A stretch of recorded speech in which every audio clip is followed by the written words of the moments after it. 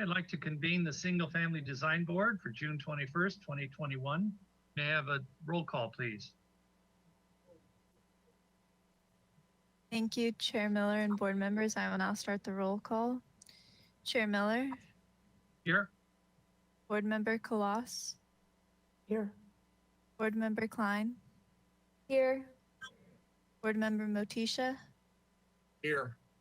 And Board Member Ziegler. Absent. Thank you. We have a quorum. All right. Thank you very much. Moving on to the items. Item A, we need to, it looks here to elect a vice chair. Ms. Burkhardt, are you here to man that operation? Yes, Chair Miller, if we could first do public comment for items not on today's agenda, then we can roll into general business. Okay. Thank you. And there are no, oh, I'm sorry, I'll let you go. Well, there's nowhere, I don't have the saying for, okay, here we go. Any member of the public may address the board to up to 2 minutes on any subject within the jurisdiction that is not scheduled on this agenda for the public discussion. Right, thank you, Chair Miller. There are no members of the public currently attending by webinar. Jillian, did we receive any written correspondence for items not on today's agenda? Thank you. We did not receive any written correspondence for items not on this agenda. Thank you. Thank you. Hand it back to you, Chair Miller. Okay, well, on the general business, it says election of vice chair. Is that correct? Yes, that is correct. So you could open the floor for nominations, Chair Miller, and Okay, I'd like to open the floor for any nominations for vice chair. Do I have any, please? Yes, Vice Chair, I would like to nominate Leslie Koloss for Assistant Director. Vice chair. Director, the Family Design Board. All right. Any other nominations? Okay, I hear no. May I have a vote? Chair Miller, we do need a second. Oh, I will second that. So may I have a vote, please? Am I doing this right? Thank you. I will now start the roll call vote. Board Member Koloss. Yes. Board Member Klein. Yes. Board Member Motisha. Yes.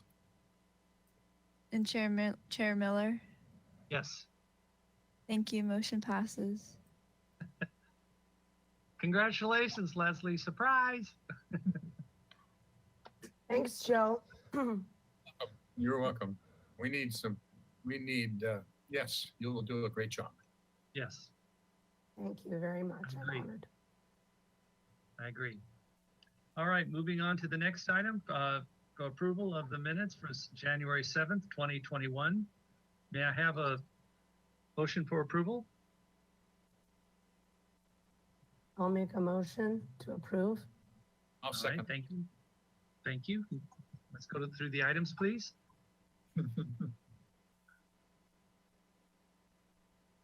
Item 1, 118 Remetto Road.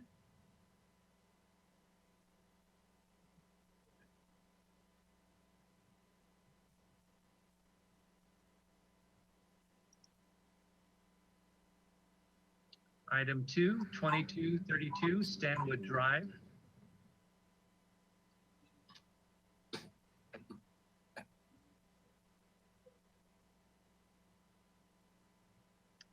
Okay, those are the only items on the agenda. Hearing no comments or questions, may I have a roll call, please?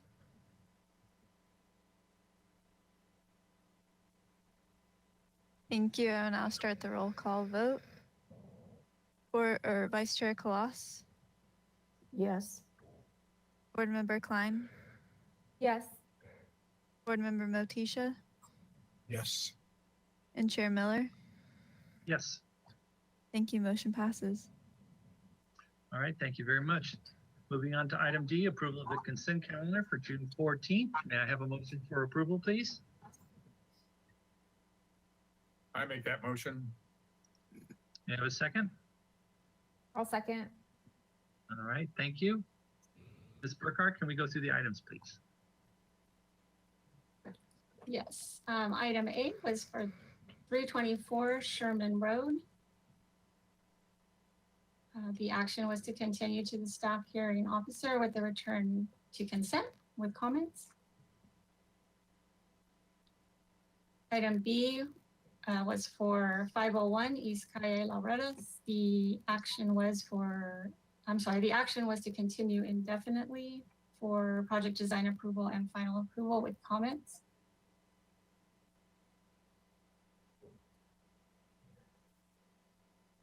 Item C was for 3627 Campanile Drive. The action was to continue indefinitely with comments. Item D was 1201 East De La Guerra Street. The action was for project design approval with comments.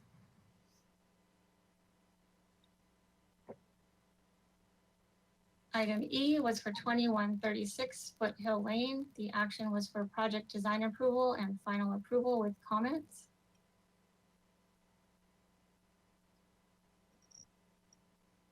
And item F was for 2219 Anacapa Street. The action was for final approval.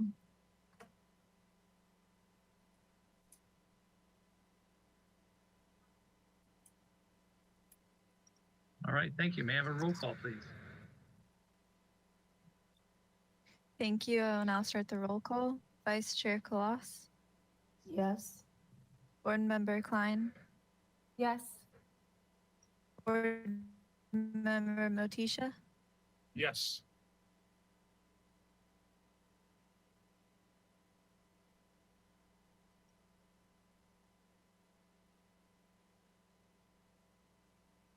Hello?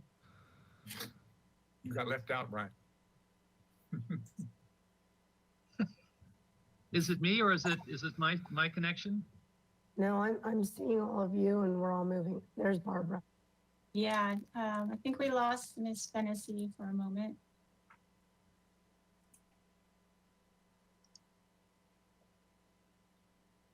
Okay. Ms. Fennessy, I see your Hello. mic is live, but we can't see you anymore. yes. Okay. I'm having some internet difficulties, but was that a yes from Chair Miller? Brian, say yes. Yes. I We did, needed to- yes. I'm, can you guys hear me now? Yes, we can hear you. Can you hear me now? Okay. All right, because I can have problems on my end too, so.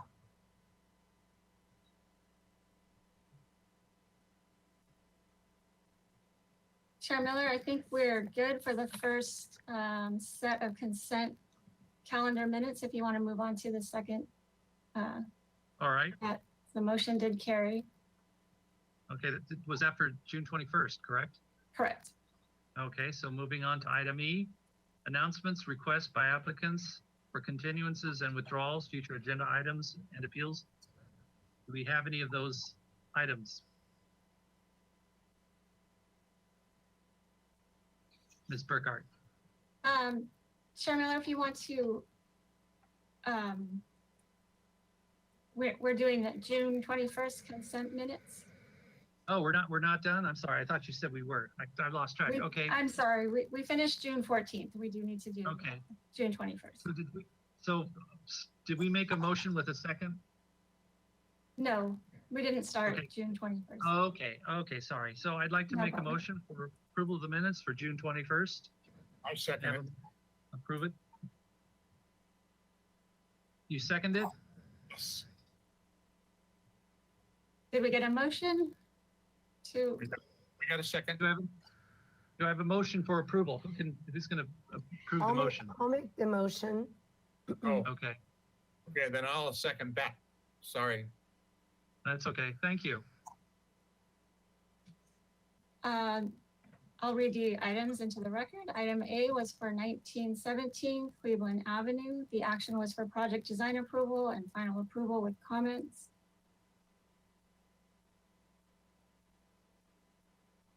And item B was for 11 Via Alicia. The action was for review after final approval. And approval of review after final approval. And the reviewers were Chair Miller and Board Member Klein. Hearing no comments or questions, may I have a roll call, please? Thank you. I will now start the roll call vote. Vice Chair Kalas, Yes. Board Member Klein, Yes. Board Member Motisha, Yes. and Chair Miller. Yes. Thank you. Motion passes. All right, thank you. Okay, moving on to our agenda items. We have item number 1.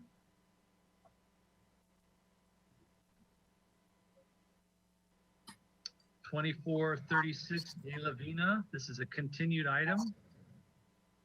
Ms. Burkhart, did you want to say something to change it on their agenda? Yes, Chair Miller, we do need to wait a couple more minutes before we can start this item. If you wouldn't Okay. mind, could you go back and just announce general business and subcommittee reports before we move into Okay. items? Okay, do we have any subcommittee reports or general business or general business? No, see. we do not. We have no general business. Unless there's anything from any of the board members. I'd like to make a motion unofficially that we continue our meetings in the actual room. I second that. That will definitely be nice. All right. Have there been any updates in regards to that, Ms. Burkhart, given the change in openings via the Not- state? Not that I've heard. I do know we're gonna follow city council, so we're gonna let them go first, and we'll begin after they do. But I don't know any dates at this point. That's helpful information. Thank you. Sure. Where we are right now is we're still gonna remain on computer, like, We're at the mercy of the internet. Yeah. so for the. Or somebody All right, comes up. Chair Miller, it's 3:15. There are no subcommittee reports also, so we can go ahead and get started with our first item, if you would like. Okay. First item is 2436 De La Vina Street. This is a continued item. There is a correction in the agenda. Isn't that correct? Isn't that correct, Ms. Burkhart? Yes, you're correct. This is a continued item, not a new item, and it was last reviewed by the SFDB on February 16th of this year. All right, thank you. The item includes 2 new uncovered parking spaces located within the secondary front setback along Quinto Street. Project includes requests for setback, parking, and open yard modifications, 2 minor zoning exceptions for overheight fences along both Quinto Street and De La Vina Street, as well as a minor zoning exception for driveway gate along Quinto Street. The scope of work also includes an interior remodel and various site improvements such as hedge trimming, rain gutter installation, and new siding. A waiver from the Public Works Director for the proposed driveway gate and a waiver from the Single Family Design Board for reduced screening for the uncovered parking is also requested. This project will abate violations identified as ZIR 2014-00412. Do we have minutes from the previous meeting? And no final appealable action can take place at this hearing. Project does require neighborhood preservation findings.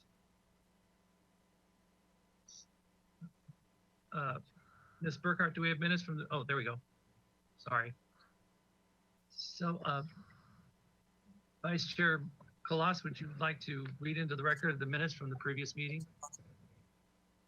Sure. if you can? Yeah, I'll try. Board would like the applicant to reconsider the siding material on the 3 walls surrounding proposed parking area. The applicant shall return with a conceptual level landscape plan, including possible materials for permeable paving areas and preferably photographic samples of how the fenced stone walls will be treated. The board does not support the planking on each side of the driveway opening of the proposed parking areas. The board requests a restudy on how to implement an element that would support the rolling gate. The height of the rolling gate shall be reviewed by transportation to assure that the board that the proposed height is acceptable. The applicant shall check the city street tree committee shall check with the city street committee to clarify whether the tree removed from parking areas needs to be replaced. The proposed porch facing De La Vina Street shall be clarified as to whether it is located in the setback. Further delineation of materials on the porch shall be provided, including colors so that the board can understand what is being proposed. The plan shall clarify where new fences will be built on the easterly or northerly property lines. Clarify what might be proposed for exterior lighting on the building itself or any proposed landscape lighting within a conceptual landscape plan. The board encouraged the applicant to return with initial colors. And at the next meeting, the board, with staff's clarification, was anticipated to be in a position to make a decision on the modifications required for the SHO and SFDB. Motion carried 6-0 with Sweeney and Motisha making the motions. All right, thank you. Do we have a representative for the project? We do. Mr. Strauss, welcome. And for ease of presentation, just you can go down the list of what's on the minutes and say how you address those items. All right, sounds good. Can you guys hear us? Yes. Okay, perfect. Okay, one thing before going through the minutes, I just wanted to emphasize our great need for parking. We are located across the street from the rehabilitation center, and they do not provide parking for their employees nor their visitors. So we continuously provide the parking for them on our street. We're also surrounded by multi-unit dwellings as well as apartment buildings. And by providing parking for our house, we would be complying with the city's parking requirements for homes, the current ones. Currently, we have to park literally blocks away from our home almost on a daily basis, which obviously just makes everything very difficult, even from daily tasks of grocery shopping, etc. We both consistently, with both our cars, have to walk several blocks on a daily basis just to park at our home. So obviously it would just make everything better in general. As far as how we dealt with all the minutes and what the board said, we, as far as the first, the reconsidering the siding, we actually now are completely scrapping that idea and keeping the siding exactly as is. We're replacing it with new siding all over the house, but we are not going to have a different material in the car area or the parking area. We are just going to keep it looking all the same all around. As far as the landscape plan, we did include some photos to give you guys an idea. And the planking on the side of the driveway opening, we lowered those. As the checking with the city street committee, we have submitted an application. Unfortunately, we submitted it and they said that we have to wait a month or so. They're getting back to us as far as that goes. So hopefully we'll know about that somewhat soon. We were told that they only do this somewhat infrequently, so we couldn't hear back right away, but we're on the next agenda or whatever that would be. The porch also, as far as it being a setback, we are now keeping the porch as is. All we're doing is going to probably repair some brick or, things like that. But the porch will remain the same. It is not moving. It is going to be exactly the same. As far as new fences on the easterly or northerly property lines, we are not building any new fences. There is a fence between the two properties with our neighbors, and that is our neighbor's fence. So maybe in the future, we might be going in together with our neighbor to replace the old fence with something new that is exactly the same, to just update it. But as of right now, is their fence and we aren't touching it. Exterior lighting and number 7, that's included in the photos as well. And as well as the initial colors, we put that in some photos for you guys to look at. So we really tried to address every issue that you guys presented, and hopefully now it's sufficient. And then Frank can go over the plans. Yeah, okay. I'll just interrupt quickly. If while you're presenting your project, you want to direct our plans manager to what you would like him to pull up on screen or zoom in on, that would be really helpful. Yeah, sure. So I think it's good that we start with the site plan as we have it. So as Catherine already said, the position of the driveway is the same as we already proposed last time. And the big difference to the last time is that we're not moving the porch, which stays exactly where it is. And you can see on that site plan also that there's going to be a concrete, a solid wall towards De La Vina and Quinto on the corner. And then on Quinto Street is going to be a fence, a wood fence with wall gate, which is also going to be a wood fence. So the parking will be, what was it called again? Uncovered parking? Yeah. So it's not a carport, it's just uncovered parking.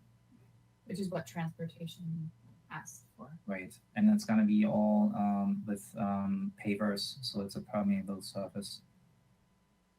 Okay, let's go to the next one. The next slide on the plans.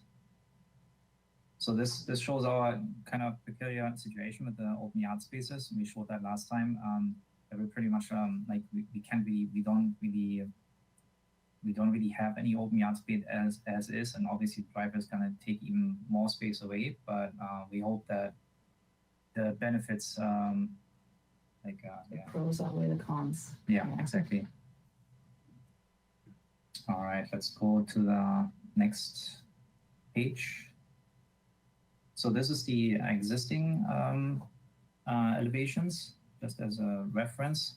So we're keeping all the windows on the house as it is, all the openings. There is a certain differences where it is necessary. So for instance, you can see on the lower right where it says northeast elevation existing. That's like a back alley towards our neighbors, and there's very limited space towards the next house. And right now we have these 2 huge windows there, and they are both bedrooms. So we're gonna show you guys on the next slide what we're proposing for that one. And then besides that, on the elevation on the top right where it says northwest elevation, so that's the view from Quinto Street. And obviously we have to change some things there because this is going to be where the driveway is and the uncovered parking. So we don't really need those doors, or we wouldn't have space for the doors. And we're also changing a little bit the windows there. Okay, so let's go to the next page. So that's the proposed elevations. So let's just go one by one. On the left side, the top, that's like when you see on the roof line, that's what that F section is. Gonna stay the same. So we're just replacing the window with a new one. The section underneath is E to E. So that's exactly, yeah. So there's like a picture window right now. I'm replacing it with exactly the same picture window, just new style. The next one underneath the elevation, exactly the southwest elevation, that's facing from De La Vina, and we're keeping that exactly as is. So we're just fixing everything up, making it pretty again, and replacing the windows with new ones. Right. Okay, so the next one right next to it, that's our back alley. So we're showing on the next floor plan that there's gonna be a added bathroom. So we pretty much have these two awning windows that give light for the bathroom, but we would like to get rid of those big windows because they are just like I don't know, it's very strange to have an opening where someone can just walk by. The one above, the southwest elevation. So this is from our neighbors on De La Vina, the look at our house. There's a few slight changes. The left window, this is going to be the future kitchen. So we had to make this window a little smaller in height. Yeah. You see it like that? Just for the countertop to fit underneath.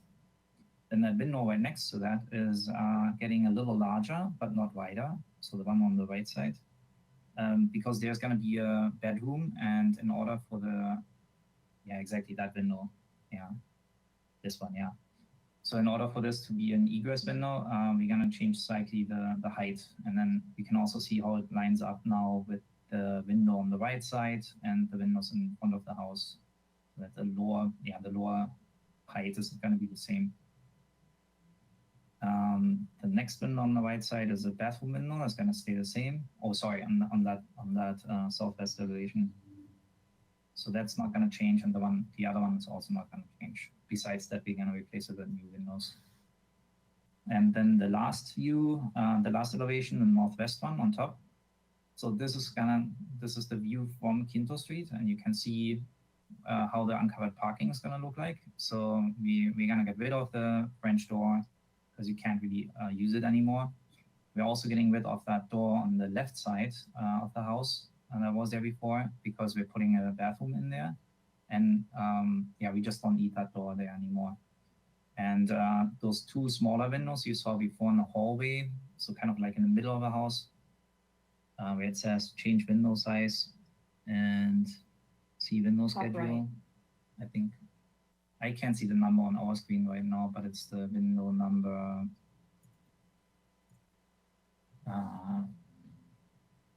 15. Is it? Yeah, 15 they have. Yeah, that one. Okay, so it's not going to change in width, just in height. So we're just same like that other window I was talking about. We're making the same height like the picture window on the adjacent side and the windows in front of the house. So I guess that's it for the elevations. So floor plan. So we're gonna have some changes. Like as far as there is no change to any structural walls. Like let's just go on. So on the left side it shows the existing floor plan how it is right now, and on the right side what we're proposing. So we're gonna put a bathroom on the top left corner. And we have to move, there's like a non-structural wall right now, and that one has to move over a little bit for that.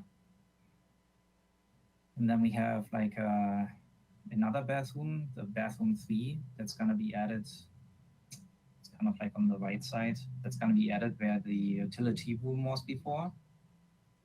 And then we're going to split that utility room and the laundry room and in this bathroom I was talking about.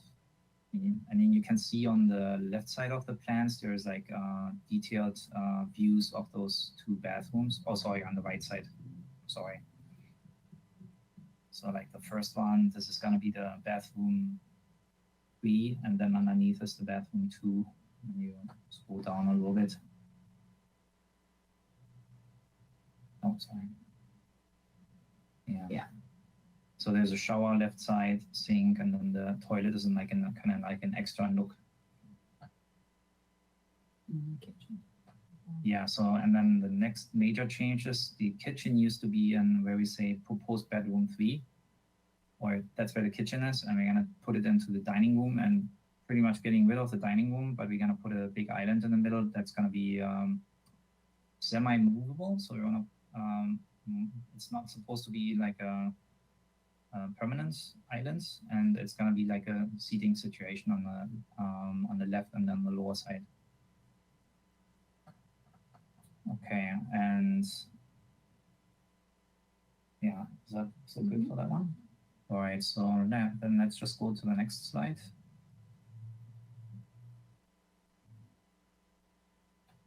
So we were asked for like a preliminary landscaping plan and also plan for like how the fences and walls gonna look like. So maybe we can just zoom a little bit further onto the kind of site plan.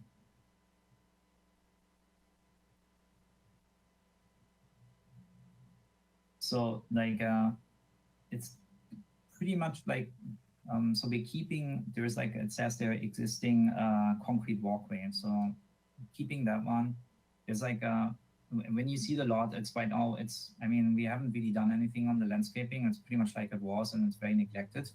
So we're adding like 2 big grass patches in the front, and then filling a lot of the space in with pebble, and then we're planning on adding planters after we're done. And for like generally we want to put some shrubs in there. I think, yeah, we're showing it there, and we have a picture of kind of what we have in mind there. And then you can see like those pavers, they're pretty much like the next walkway we're gonna put in is also permeable pavers. So we don't have any problems with water runoff. Then I think it also says where we have like a 6-foot wall towards the arena. And then when it goes around the corner towards Quinto, it turns into a fence at one point. Yeah, and so we're showing on the bottom right, there's like this circle that's like a detailed shot of the transparent fence, or how we have it in mind. So it's pretty much wood planks. So it's going to be a horizontal fence, like pretty large wood planks on the bottom. I think they're like 6 feet, 6 inches each. And then they're like on top of it, there's like a very thin pieces of wood just to add like to take that theme of the horizontal fence and go all the way up to the 6-foot fence height, but having the transparent last part of the fence. So it's like kind of like we're trying visually to tie in the fence with the 6-foot wall. It doesn't look like as if you have like a weird drop in it, but also comply to that it's a transparency that you can see inside the property. Have as much visibility as possible. And we got rid of those, there was a lot of talk about those pillars on the left and right side of the bow gate. We took it out, as you see. Yeah, the hedge is cut down. And yeah, I don't know, like, if there's any questions to that part. Is there anything else that I forgot something? I don't think so. Okay, so then on the next page, so we have like a few 3-dimensional views, just to give a little bit more like idea in 3D how that's all gonna look like. And so you see, for instance, like on the right 3D view, like that fence, like last time we showed like this horizontal fence, that was just a placeholder. So we're not doing anything to the north, to the northeast and east fences. That's what we pretty much have right now. And we're working with our neighbor to change that in the future, but that's not going to be part of this project right now.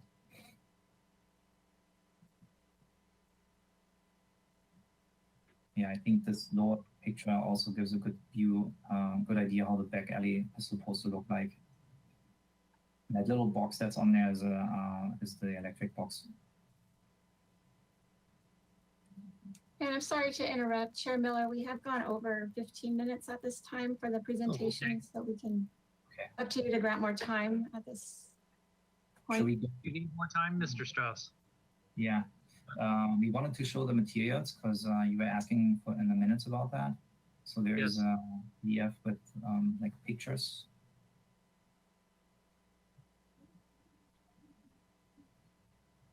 Not that one. There was another one, kind of like a mood chart. Do you know how we call that one? Colors and materials, I believe. Yeah, 20. There we go, right there. Okay. Oh, So great. So like So let's go from the left. Like we were asked about landscape lighting. That's what we have in mind for landscape lighting. And in the landscape plan, we also show where they are supposed to be located. So the shrubs, obviously, that shrub is not growing that much, but in that kind of realm, we want to keep it so drought resistant, but still, yeah, kind of modernish looking. Color. Yeah, and the colors in that color range. The wall stucco finish, that's supposed to be the one for the surrounding wall. So to also give it like a little bit of a natural feel. You can see our siding and the preferred color, and also the how the windows are supposed to look like the color. So it's going to be like a dark bronze, almost black. The pavers, and also the color we're proposing for the pavers.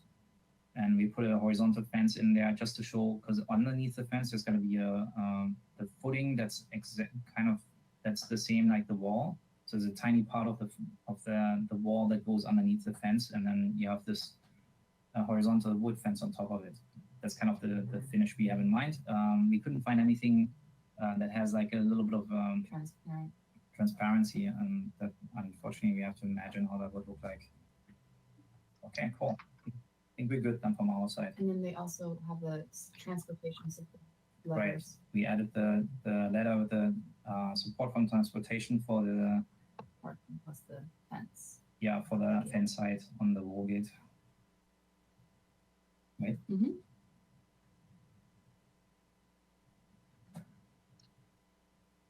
Okay, all right, thank you. Moving on.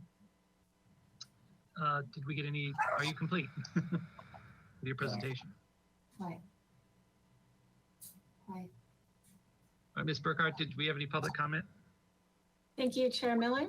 If you are attending by webinar and would like to comment on this item, please follow the directions on screen and raise your hand by clicking the hand icon on your GoToWebinar control panel, which indicates that you wish to speak.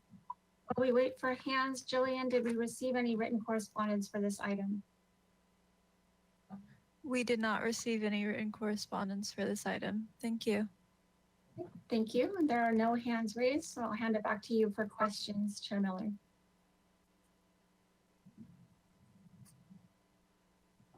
All right, thank you. Board Member Kloss, do you have any questions, please? I have just a couple questions. Generally, I think the project looks, I'm happy to see the changes that have been made. You answered my first question, which was the letter from transportation, so thank you. Can you tell me, I don't think I saw any details in terms of how you're planning on addressing the head or jamb or sill conditions on the windows. Are you planning to match the existing detailing of the head, sill, and jamb conditions of windows? So we don't know, like we didn't know that we're going that deep into detail. So we want to do it a little bit more modern, but pretty much like following what we have already. So there's not going to be, not so. it's a little bit thinner trim because you can't get those pieces anymore. We just, and also the windows, like the new windows, they just look a little different than the old style windows. So we want to change the trim a little bit up and like keeping the idea of the original one, but Not as thick. you just can't do it exactly like that. If that answers. Can you tell me what type of windows you're using? Are you planning on using vinyl clad windows or steel windows or aluminum windows or wood windows? It's called Anderson 100, and it's a recycled material. That they call their material Fibrex, but it's pretty much a fiberglass braided window. It's I don't know, they use leftovers from their production, and then they use that as material for those windows. Okay. Can we go to the floor plan for just a moment, please, and focus on the bathroom that is closest to, I'll call it your northerly neighbor. It's the long, narrow bathroom. Yeah. Do you know what the interior dimension of that bathroom is in its width Mr. Strauss? I can find it out for you. Not out of my head. Sorry. Okay, the reason for my question is that there's a building code clearance requirement in front of toilets. And that looks like a very narrow bathroom, and I just want to make sure that you're going to be able to meet that clearance requirement. We definitely made it comply with all of those things, but we can. Yeah. It's We have- just, it was just a little, It's that was more than just a little, suggestion to back check that. Yeah, it's more than 12 foot to the left and right of the toilet. And like, 12 feet. no, what was 12 it? 12, inches. 12 inches. Yeah. And then in front of the toilet, I can give you that number. I mean, it's gonna take a little bit to show up here. Okay, and then could you just, the only other question I have is if you could just go through the locations where you're proposing the different types of lights on the exterior. All right. I know yeah. they're shown on the plan, but we didn't really look at those in detail. Okay, so let's go to that, like the landscape, the one that has walls and fences. Okay, so then so there's like little numbers on the plan. I don't know, maybe we just start. Yeah, it's unfortunately pretty small. So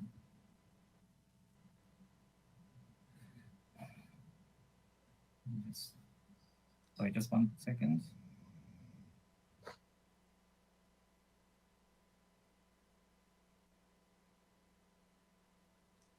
Okay, so we have, if we start on the top left, let's see that, oh my God, crazy. So on the site plan on the top left corner, there's gonna be two, Halfway. I call them, yeah, pathway lights. But when you refer to the material, so because our property is so small, we can't use like a normal pathway like the ones that stick out of the like several inches out of the ground. So we're just using one that's flat and just shines around it. So I think like yeah, look at the color material, you can see which one I mean. So there's gonna be path lights there. Then there's on the driveway. There's on the wall, and it's going to be one of those wall stones. Then when you go down, there's along the concrete wall, there's going to be spotlights shining onto the concrete wall, and that goes all the way around the walls. Stucco wall. Yeah, not concrete. I'm sorry, it's not a concrete wall; it's a stucco wall. So that goes all the way around it, and then we have. Where it says existing concrete walkway, there's 3 path lights leading to the house. There is a wall stone on the porch. As well as the entrance of the Oh yeah, and as well as the entrance, there's also a wall stone sconce. And then when you walk on that existing concrete walkway, there's going to be path lights to the left and right to it, all the way around the house.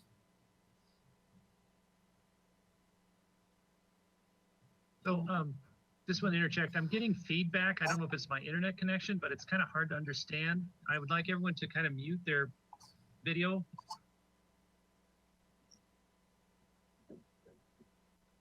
Those were my only questions. Thank you very much. You want to get the dimensions for the Right. All right, thank you. Board Member Klein, do you have any questions, please? Just comments, no questions. All right, thank you. Board Member Motisha, any questions? Yes, I have a couple. Where is the property line between your house and the northernmost line up the street? There's a distance between the houses, but there's no property line, and I was just wondering, is there a property line? Is he talking about between the What's alleyway? What's the, So from there? we measured from our property line to our house, and then it's the same distance to the next house. So it's in the middle, right in the middle. We have a photo also on the photos where we show the back alley. Okay.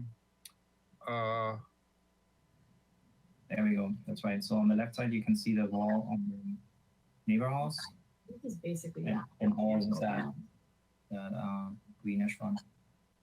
So you're basically just eliminating that, and you're not even going to use that in your yard. You've ended the fences and the hedges at your northerly line of your house, and that property is now no man's land. Is that correct? I mean, No. I would rather say we're keeping it exactly like it is, besides changing the windows. Hold it, I'm sorry, I'm getting you in and out, and I'm not understanding what you're saying. Please repeat yourself. Okay. So we like this area. We're keeping like is. We're just changing the windows, Okay, very good. All right. fences. I also noticed you have one door for the whole house. Yes, that's not against code, but it's kind of weird to have just. No, it's not weird. It's just against my thinking. It's a very small house.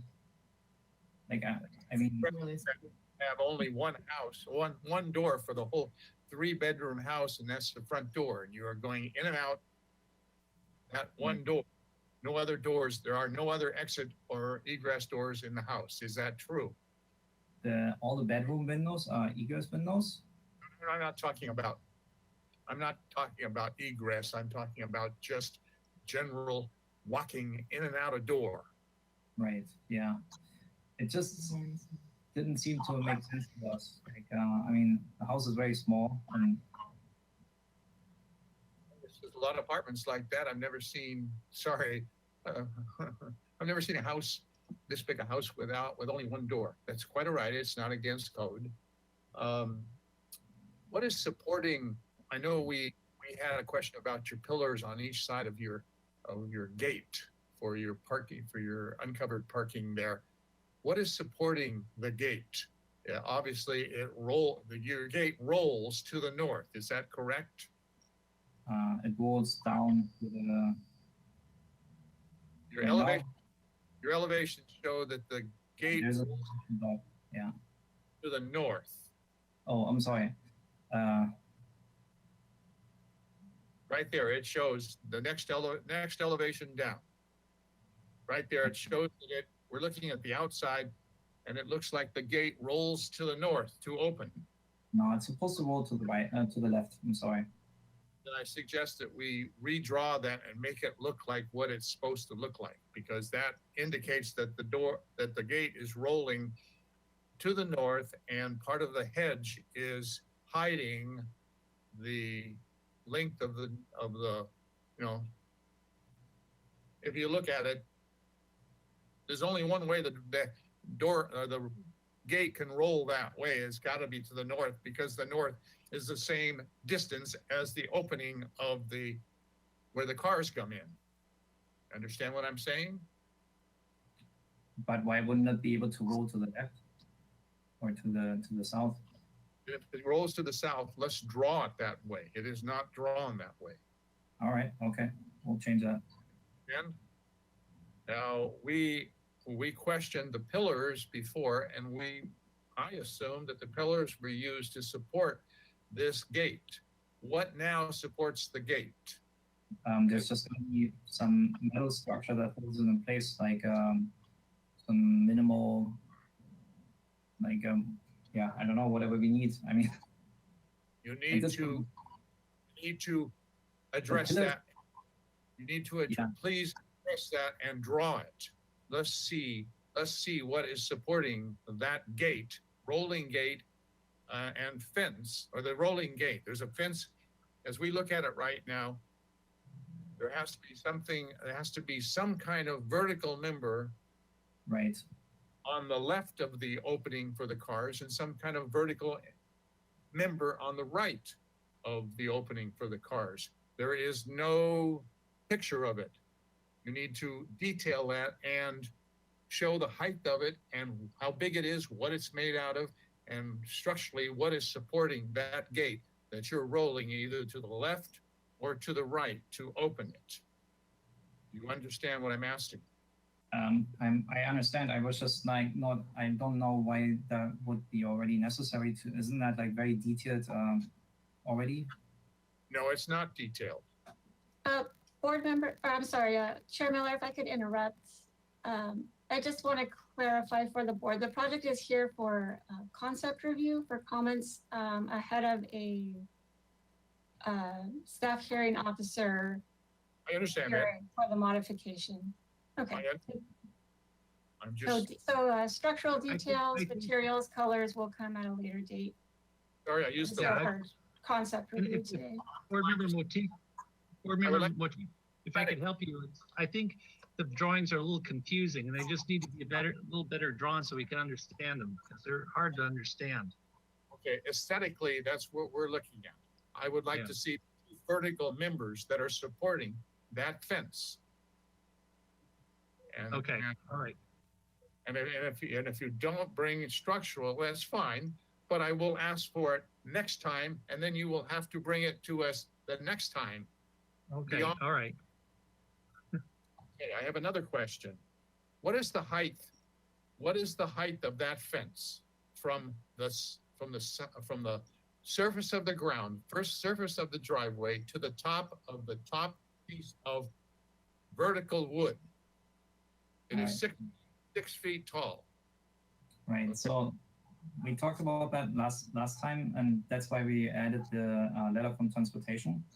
So what we're proposing is 3 foot 6 inch, like solid, like just like a horizontal wood slats, and then the rest of the height up to 6 foot is going to be this transparent, like these thin wood slats. So it's enough that you can still look through, but there's a structure that goes 6 foot high. I would like to see, sorry, maybe I'm being too detailed, but I would like to see a detail, either the next presentation or beyond, showing what that is that you are looking through. Is it wood? Is it plastic? Is it glass? What is that thing that you're looking through? I mean, we called it out that it's supposed to be a wood fence, like it's wood. Okay, What's it's, then detail it, show how thick it is, and But- convince. Mr. Motif, if you could just limit it to questions and if you for request. The thickness is in the detail drawing there. Like that's why I put all those dimensions on there. Sorry, I don't see it. I don't see the detail showing it. And I will ask for it in next presentation that you come before us. What convinces me that I can see what I'm looking at. Right. So if you go on the slide to the detail shot one more time, there is like on the right side there's dimensions. So we're showing like the space in between the wood slats. So there's like 3/8 space in between the wood slats. The slats itself are 1 inch thick.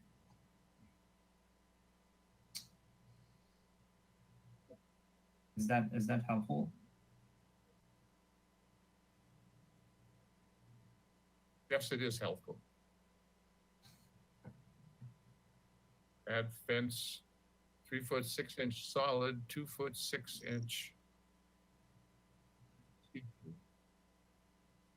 That would be 2'4" or 6. Okay, that's the end of my questions. Thank you. Okay, thank you. All right, thank you very much. Board Member Ziegler, do you have any questions, please?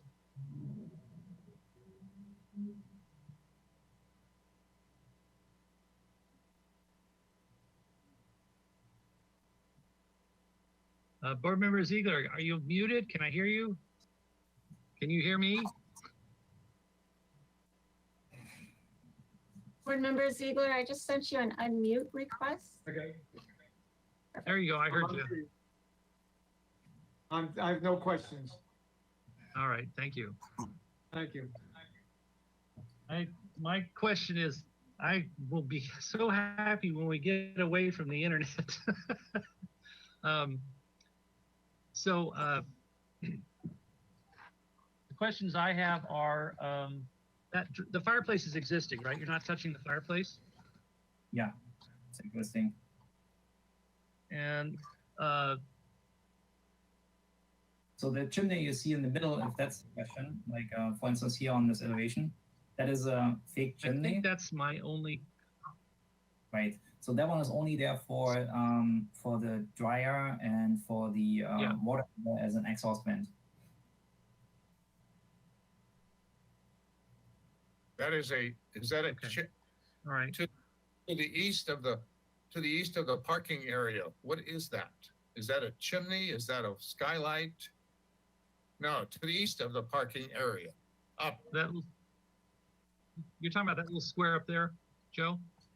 right there. Yeah. So this is gonna be fake chimney out of stainless steel painted. And the reason for this chimney is it's to hide the vents for the dryer, for the water heater, and few vents for the bathroom. So why we did this is we in the future we're hoping to add solar panels on the westward facing part of the house, and so on the left, on the side towards Quinto, we didn't want it to have any tubes sticking out of the roof because it's very visible, and so we are hoping to just pipe as many exhaust vents or Keep it looking cleaner. to just keep the roof looking cleaner.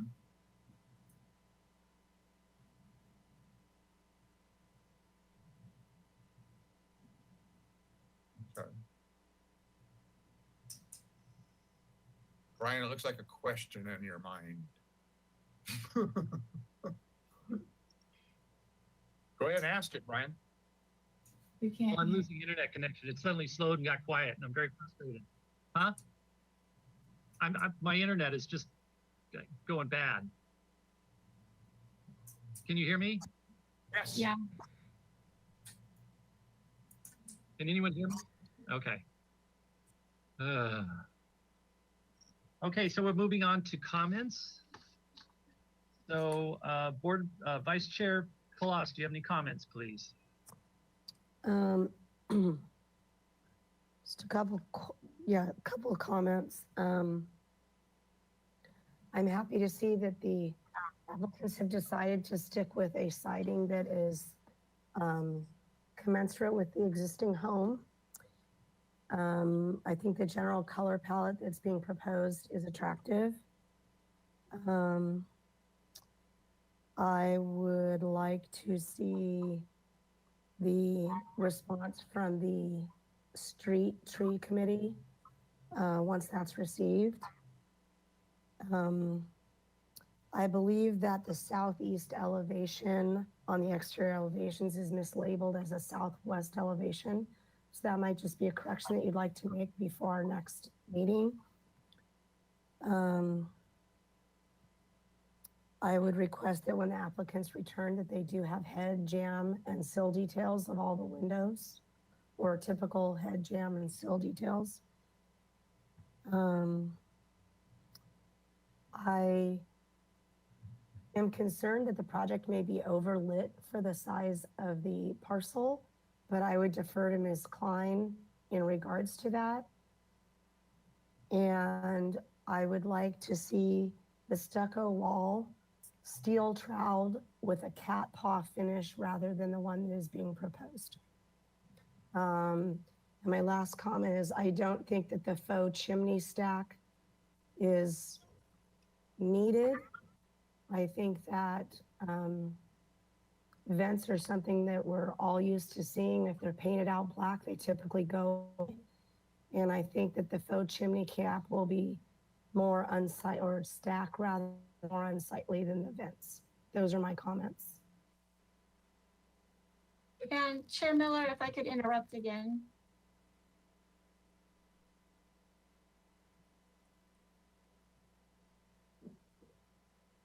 Yes. I would also like to ask board members when making your comments, if you could specifically comment on the parking, the appropriateness of the parking modification, the open yard modification, and the setback modification as this project will be heading to the staff hearing officer next. Thank you.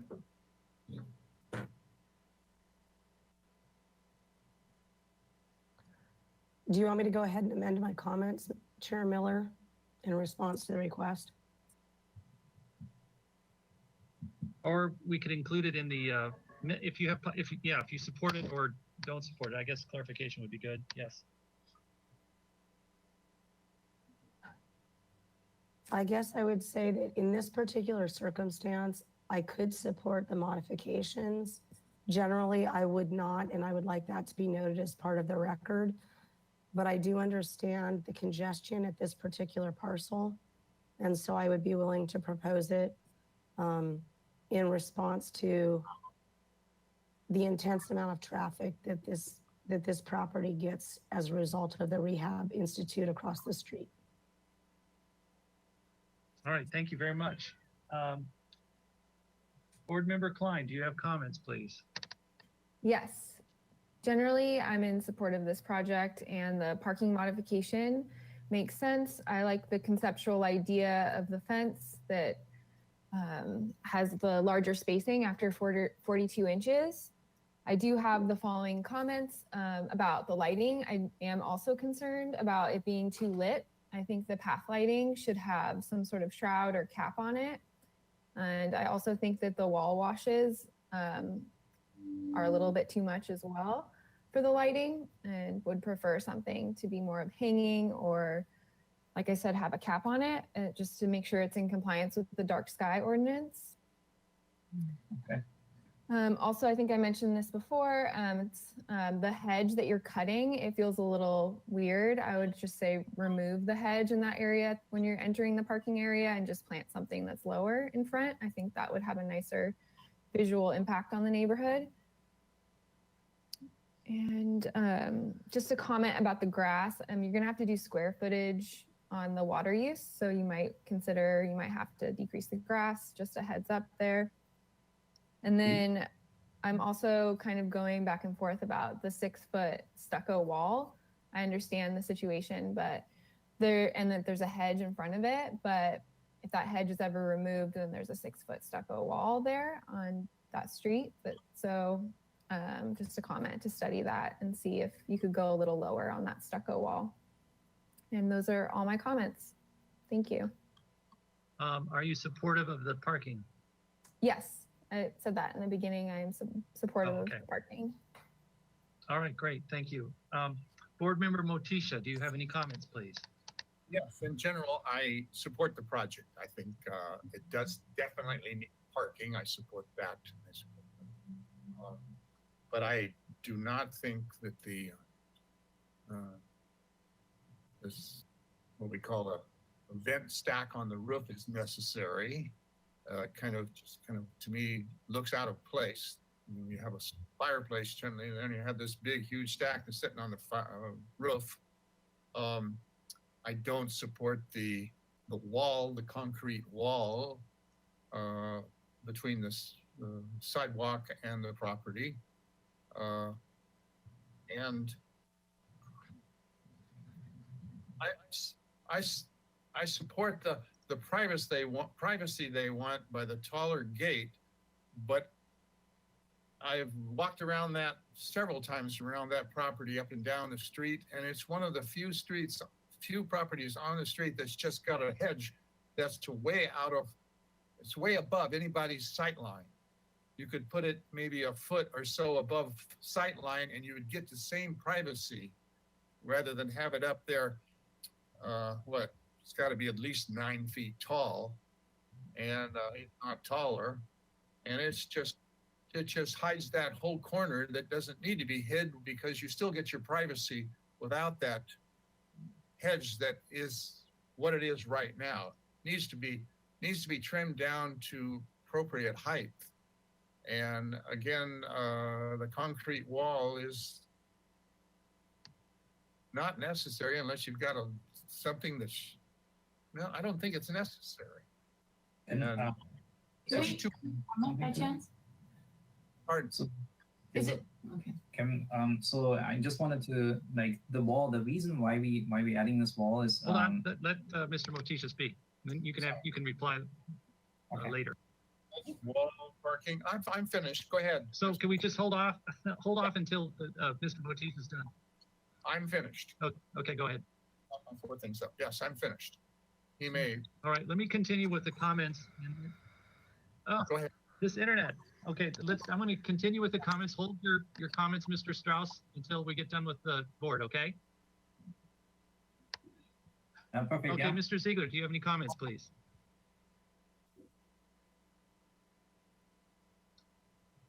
Mr. Ziegler, can you hear me?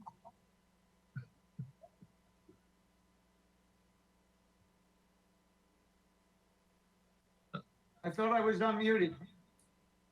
Oh, there you are. I can hear you Yeah, no comment. now. Okay, thank you. Jeez. I know. Yeah, my only comments are I'm kind of the drawings themselves are kind of hard to understand. Your approach to the drawings is to get the information up, but I kind of feel the frustration that Mr. Motisha had in terms of your gate. Because we're trained to draw what we actually see, and what I see on this house is like you have the northwest elevation. It's like sitting on a box, and you've got a square hedge, and the tops of the chimneys you have an extra line, and that's not actually how chimneys look on the top. So I really invite you to draft these elevations as a little more accurately, so they don't seem so hard to understand. Also, on your site plan, where you've got words, are kind of camouflaged behind that whatever you call that stuff, the dots and stuff. You can't read it very clearly, so it's a little confusing. I do agree with the comment that one chimney for the vents is not needed. That you could put little vents, paint them black, which is very common of that style of house. I would just take that whole chimney out. I don't know where the concrete wall is. Everyone's talking about a concrete wall, and I don't even know where it is. If you could kind of enlighten me. Okay.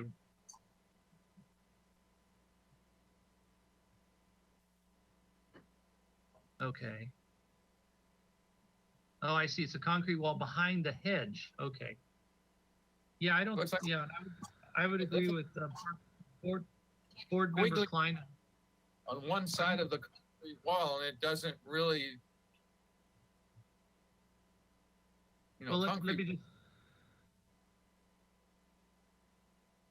Anyway, yeah, I don't know. I don't think it needs to be that tall either. So those are my comments. And I do understand the situation with the parking, and I would agree with Vice Chair Colossus that under the circumstances that your parking is so crazy there that, I would support it. So those are my only comments. So, Mr. Strauss, did you want to say something? Yes. Thank you. So the reason why we have this wall there, the stucco wall, it's not a concrete wall, it's stucco, is it's not for privacy necessarily. It's for the noisy street. So there will be not, like, especially during the day, we have like cars are driving by you 45 or something, and it's very loud. And we want to pretty much like add some noise cancellation. So, and that's why we also needed to go as high as possible, because like when you, like the rule is like when you can see from your porch the tire of the car, that's where the sound comes from, most of the noise. And with 6 foot, you're just barely over that. And that's the only reason why we went so high with that wall. Okay, good to know. Good point. Thank you. Can I also add that actually it is very common, if you drive around our neighborhood, properties have walls that high or higher all over our neighborhood. Like, it's a very common thing, as well as very high hedges. Just kitty corner to us, there's probably the biggest hedge I've ever seen in my life at one of the properties on Chapala. Sure. So, and our hedge isn't by far the biggest hedge there is or something. Like, we're surrounded by very tall hedges and very tall walls that are actually visible walls, where ours would be behind a hedge, but yeah, and it would be just for the sound because that street is just a constant loud noise. I mean, to be honest, it's actually a very common place for accidents to even happen. But yeah, so that's what the purpose of the wall is for that sound. Okay, thank you. Yeah, and I just add one more comment. I'd like to see more detailing of your windows too, just to see how you're better understanding of that approach. Those are my only comments. So would someone like to entertain a motion? They're here for comments only. Is that correct, Ms. Ms. Burkhardt? Or Yes, they're here for comments, and specifically about the aesthetic appropriateness of the modifications for parking, open yard, and setback, as they Okay. head to the staff hearing officer for those consideration of Alright. those modifications. Thank you. all right, thank you. So would someone like to entertain a motion? I'll entertain them. Go ahead, Mr. Motisha. I would like to give this project, have them back before the full board at their convenience, and with comment that we suggest that they eliminate the chimney, the new chimney on the roof, that they consider cutting down the height of the hedge with still privacy, idea of some privacy.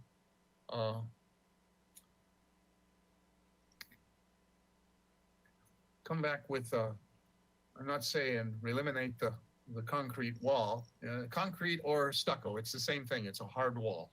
I'm talking about a hard wall. It is a hard wall. You will see that hard wall 6 foot high at the sidewalk.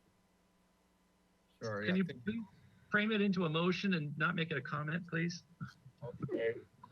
Consider lowering the height of that 6 foot concrete wall. Do you have a specific height?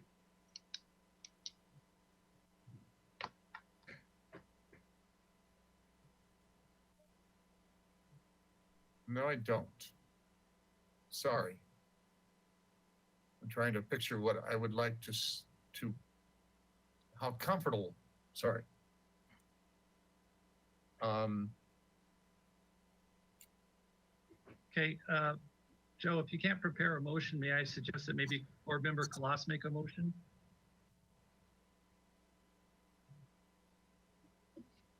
Go ahead, Leslie. Sorry. Would like to continue. Okay, we would like to recommend that the project return to full board after it visits the staff hearing officer. The board is generally in favor of the requested modifications for the open yard setbacks, as well as for the parking.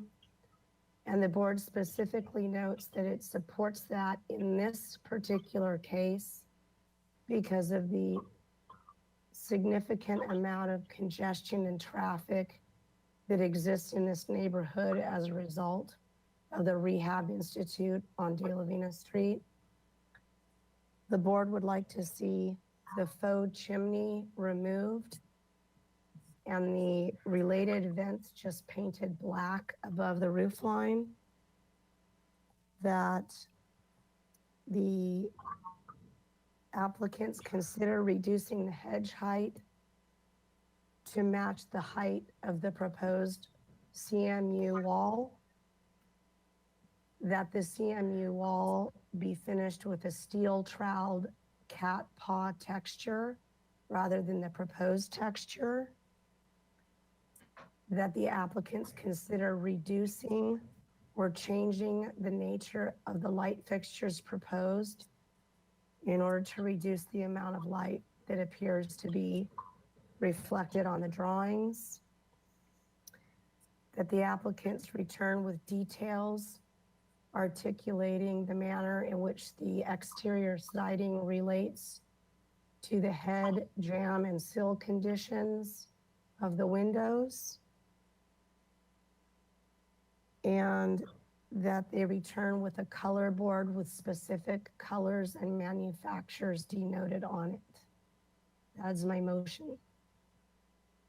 Thank you. May I have a And I'll- second? I'll second that. Thank you, So- Leslie. Would the maker of the motion entertain that they clarify the rolling gate so that's more accurately portrayed on the drawings? Yes, I would accept that amendment. So I would add that the support, that the applicant return with supporting members and details of the supporting members and rolling mechanism for the gate when they return to the board. Great, thank you. And I'll resecond that. Great. May I have a roll call, please? Thank you. I will now start the roll call vote. Vice Chair Kalas, Yes. Board Member Klein, Yes.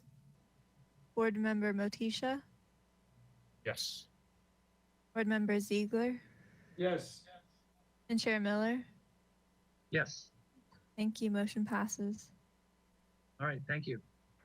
Chair Miller, before we continue, I'd like to clarify with Ms. Fennessy that the motion was to continue the project to the staff hearing officer. Correct. Yes. That's Great, thank you. Good luck at the staff hearing officer meeting. Thank you. Thank you.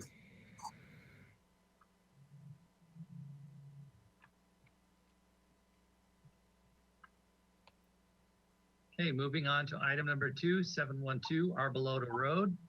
This is a continuing item, project design approval, slide 1 of 2. The proposed project is a substantial redevelopment of an existing 2,589 net square foot single-story residence, including a 547 square foot 2-car garage, to a 3,748 net square foot 2-story residence, including a 547 net square foot 2-car garage. This includes the demolition of 2,042 net square foot with the 547 net square foot 2-car garage to remain, and addition renovation of 3,201 net square feet. The renovation addition maintains the existing building footprint to the greatest extent possible. A zoning modification to allow portions of the proposed first and second floors to be located within the front setback was granted by the staff hearing officer on May 5th, 2021. The proposed second floor addition extends a maximum of 2 feet 4 inches into the front setback. The proposed total of 3,748 square feet of development is 80% of the guideline maximum floor to lot area ratio. That is the most complicated introduction I've ever written. Project design approval is requested. Project requires neighborhood preservation findings, hillside design district, and slope lot findings. The project was last reviewed March 15th, 2021. Do we have minutes from the previous meeting? And if you don't mind, Vice Chair Kalas, I would like to entertain Board Member Klein to read the minutes from the previous meeting, just to save your voice. Yes, please. Okay.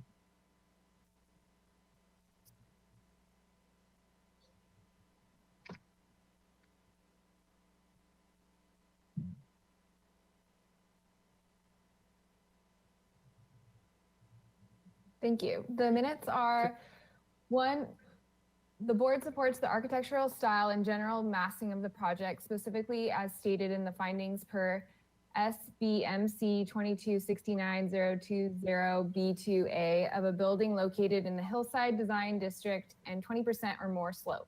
2, the board supports the modification given topography and existing conditions on site. 3, the project shall return for review of detailing and further development of project details.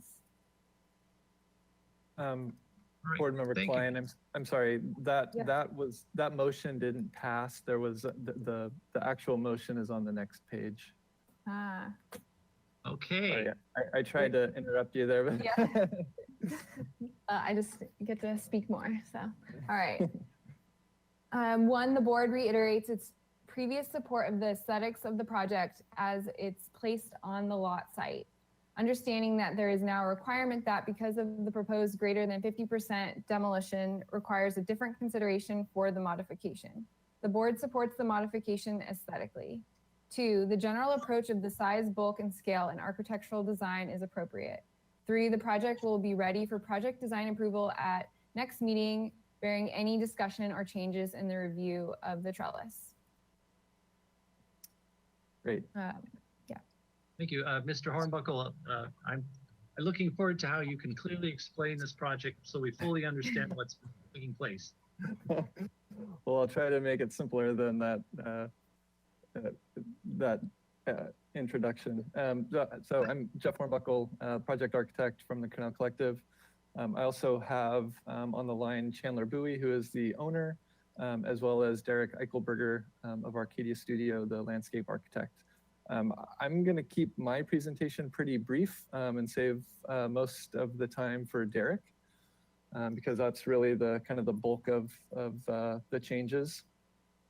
Mr. Hornbuckle, I do not see Derek in attendance yet. I'll go ahead and send an invite while you go through your portion. Okay, great. Yeah, he knows about it, so Okay. Hopefully he'll be joining on. Okay. So so maybe I'll speak for a little bit longer. It's been a little while since you guys have last seen this. March 15th is the last time you saw it for concept review. And then we had to go to the staff hearing officer for approval of the front setback modification, which was approved on May 5th. So really, in terms of the architecture, there really hasn't been any changes. We just had to obviously get approval from staff hearing officer. I'm happy to give a quick run through of the plans just to re-familiarize you guys of that, or if we can just wait till the end if there are any questions, whatever you prefer. Happy to just keep it brief. I was going to say yes, but whatever time permits. Okay, well, let's just go through it very quickly. Let's go to the next page, please. So here are the photos. So the two pictures on the left are taken from,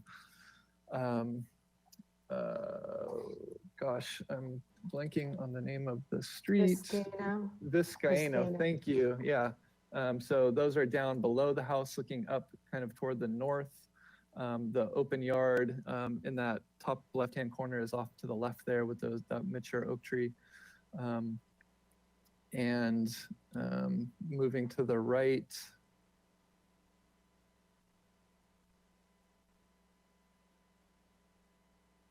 there we go.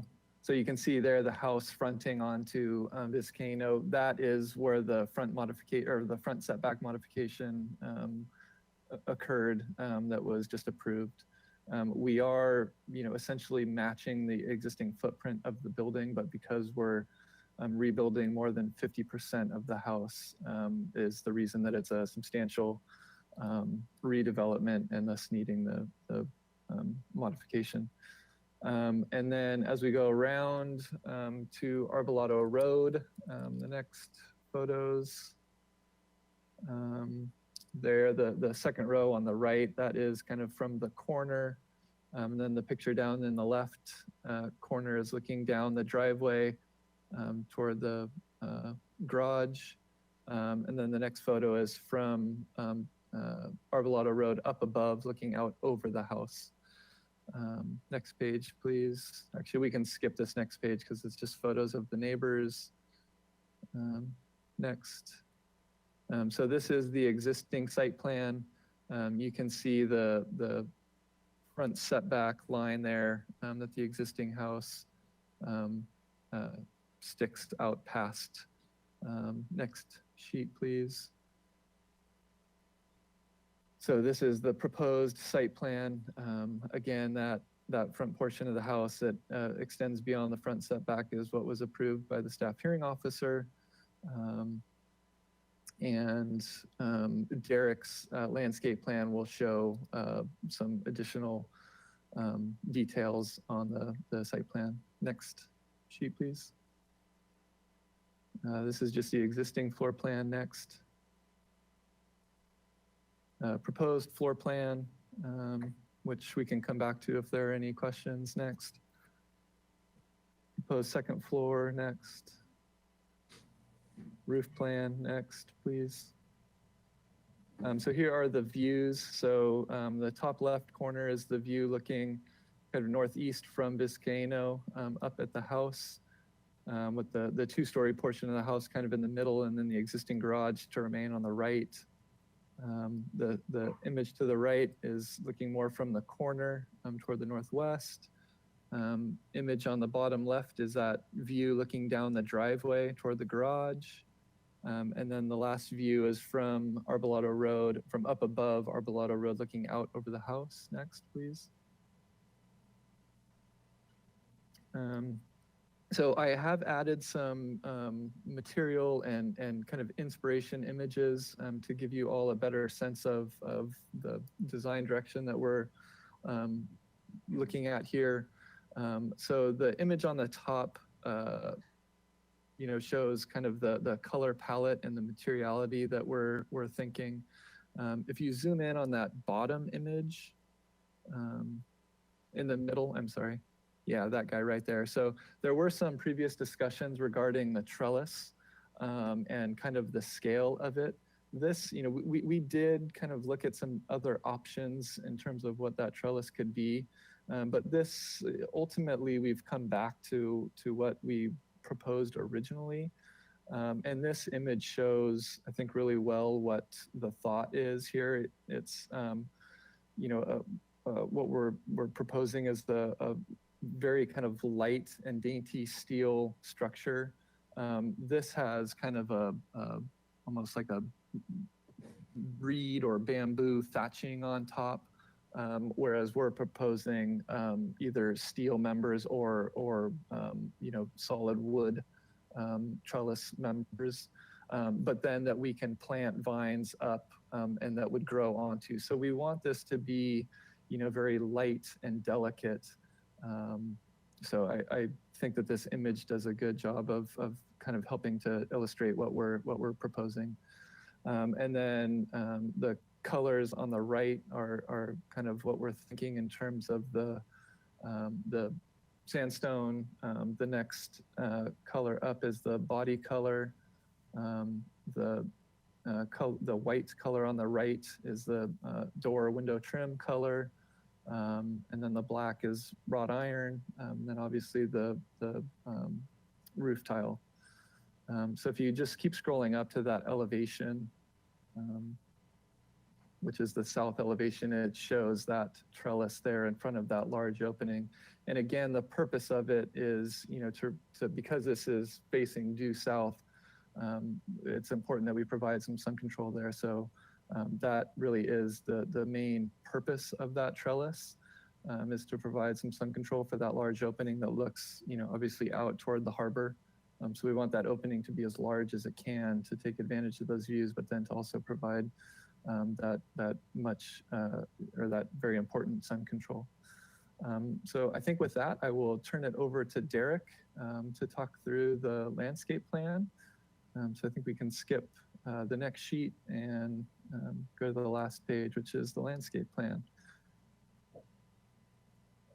Hello, Okay, everyone. Derek. Hi, guys. So where should I start? I guess I'll start in the back. Actually, I'll start in the upper. There's an existing entry is on the north side of the house, which is being abandoned, as I'm sure Jeff told you in his presentation. So we're going to be removing part of that existing concrete along the north edge and replacing it with some softer materials, stepping stones, and planting. Then in the back is where we're making the biggest move, which is to completely redo an existing deck, which is being replaced, and adding a new stone terrace, which will have an outdoor seating area, fireplace, and a barbecue. And that's exactly, thank you. There's a new wall fountain to the north. And we are also going to add a little terrace with a spa at the top of where that green lawn material looks. Yeah, number 13. It's a perfect opportunity to anchor that into a slope there. So it'll nestle itself in kind of nice. Going down, coming from Vizcaíno.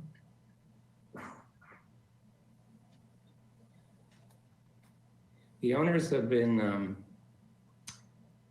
one of the biggest questions about how we should develop the landscape is to modify the existing stair so it would go more directly to the front door rather than what it does now, which is where you see the 3.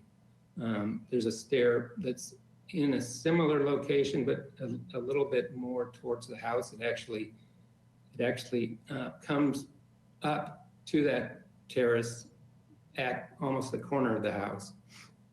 So the owners want to make sure that they can develop this so that that new patio is of its own, stays more private and discreet, and people aren't coming to the front door through it.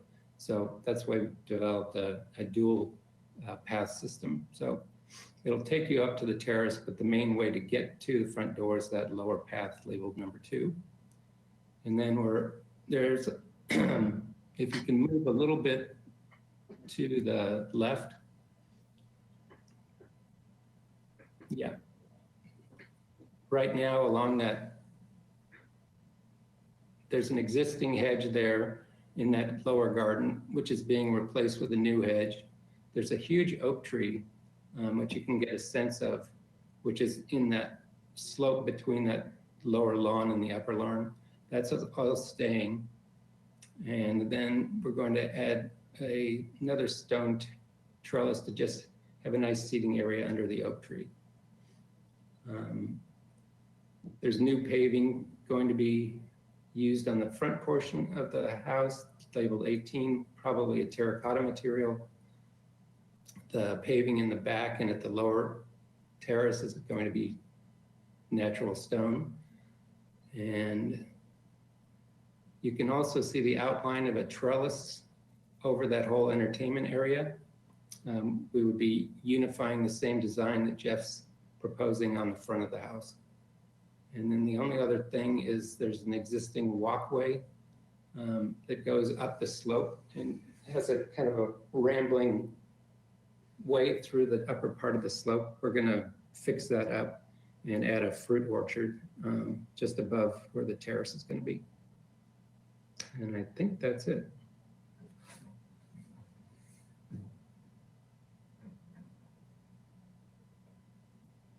All right, thank you. Ms. Burkhart, did we get any public comment? Thank you, Chair Miller. If you are attending by webinar and would like to comment on this item, please follow the instructions on screen and raise your hand by clicking the hand icon on your GoToWebinar control panel. While we wait for hands, Jillian, did we receive any written correspondence for this item? We did not receive any written correspondence for this item. Thank you. Thank you. There are no hands raised, so I'll hand it back to you, Chair Miller, for questions. All right, thank you very much. Moving on to questions. Vice Chair Colas, do you have any questions, please? I just have one question. I have one question in regards to the, I guess it would be the south facing elevation, if we could look at that quickly.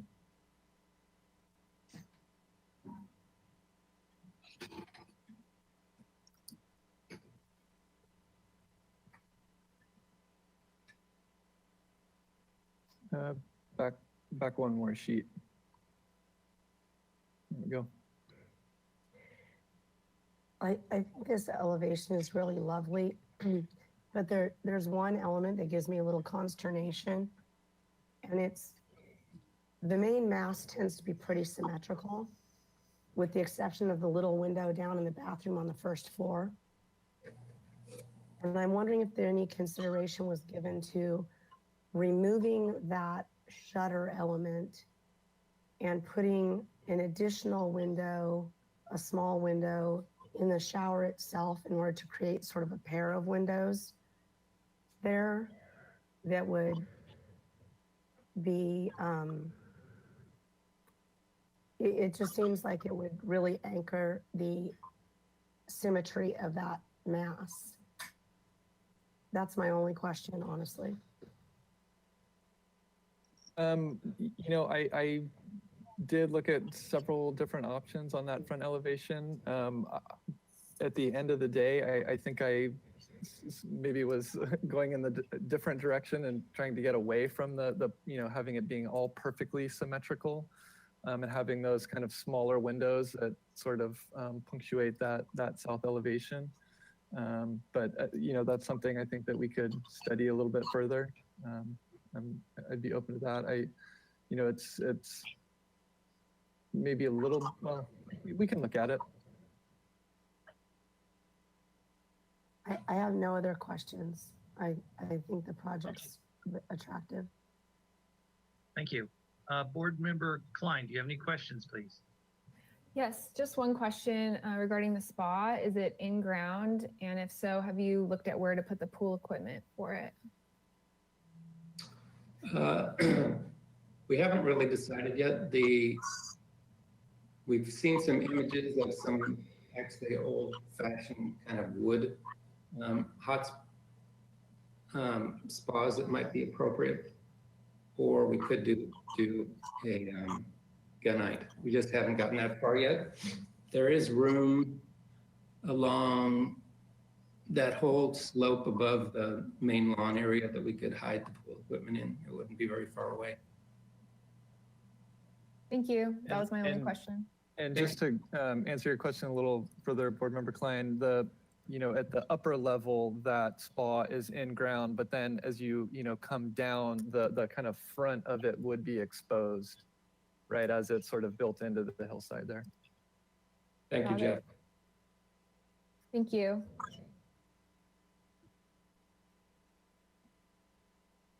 All right, thank you. Board Member Motisha, do you have any questions, please?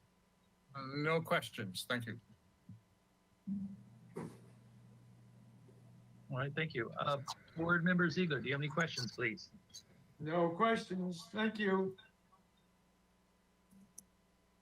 All right, thank you. And follow up on that, I have no questions either, so let's go back to comments. Vice Chair Kalas, do you have any comments, please? No, I generally find the project to be attractive, compatible with the neighborhood. No, I have no other comments.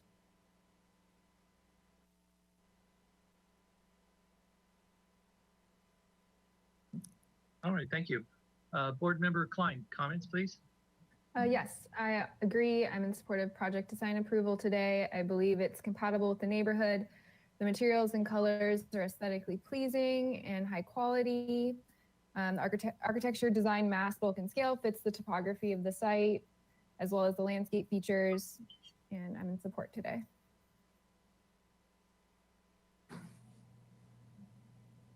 Very good, thank you. That's all. Board Member Motisha, do you have any comments, please? Yes, I'm in support of the project. I think probably the main reason that it came back before us is we had some questions about the trellis on the light trellis on the south side of the great room or the living room. And I think after your explanation and the picture of what you're trying to represent has very well, I think it fits in with the size, bulk, and scale of the building, and it will do what you're asking it by being a shade structure rather than a trellis that America is used to looking at, which is a much heavier unit. Does not need a heavy unit. I'm in agreement with the project. It looks very nice. Thank you. Great, thank you. Board Member Ziegler, do you have any comments, please? I am in support of the project, so no comments other than that. All right, thank you very much. Yeah, I would follow up with Mr. Motisha. I love your description of the trellis as cute and dainty. I didn't go that far. Mhm. I love hearing that with architecture. Charming, dainty, I'm all for that. And sorry, Board Member Colossus said about that funny little window. The wonderful thing about Spanish colonial or Andalusian architecture is very forgiving.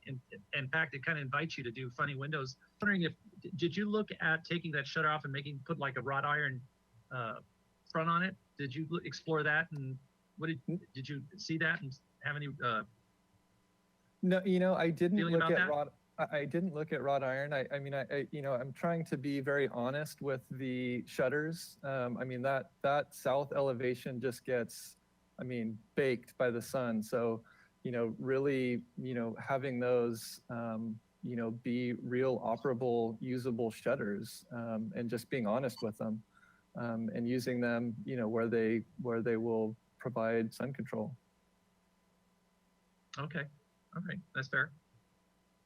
Okay, that was my only comment. Would someone like to entertain a motion? They're here for project design approval.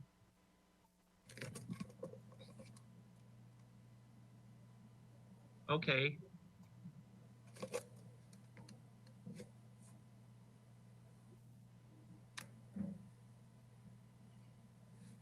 I'll make a motion. Thank you. I'll make a motion to give the project design approval with the general comment that the board is in support of the project and that it exemplifies a style that is consistent with the surrounding neighborhood and quality architecture and materials. If there are specific findings that I need to read into the minutes, I'm happy to do that at this time.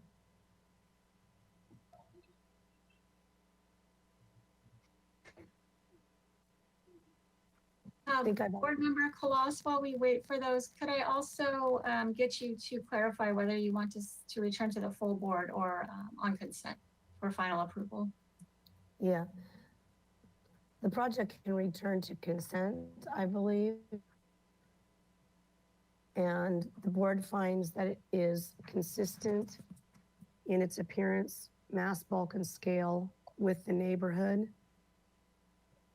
and that it will enhance the appearance of the neighborhood, that the materials and the design of the architecture are of a quality that's acceptable. Size, bulk, and scale are compatible with the neighborhood.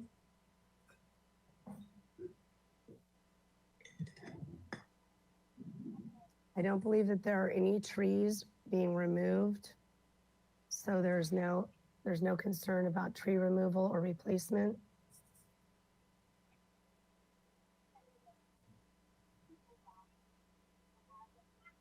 And that the health, safety, and welfare of the general public is promoted through the project. That good neighborhood guidelines regarding privacy and landscaping have been followed, and that the project is not deleterious to public views.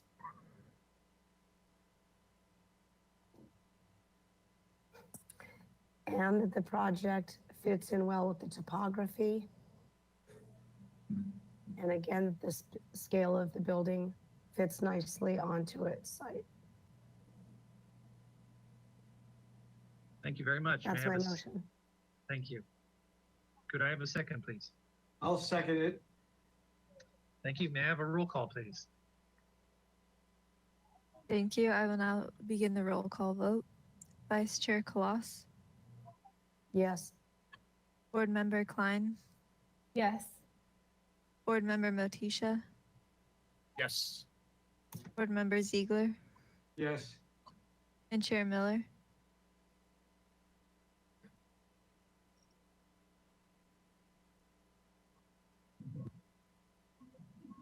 Yes. Thank you. Motion passes.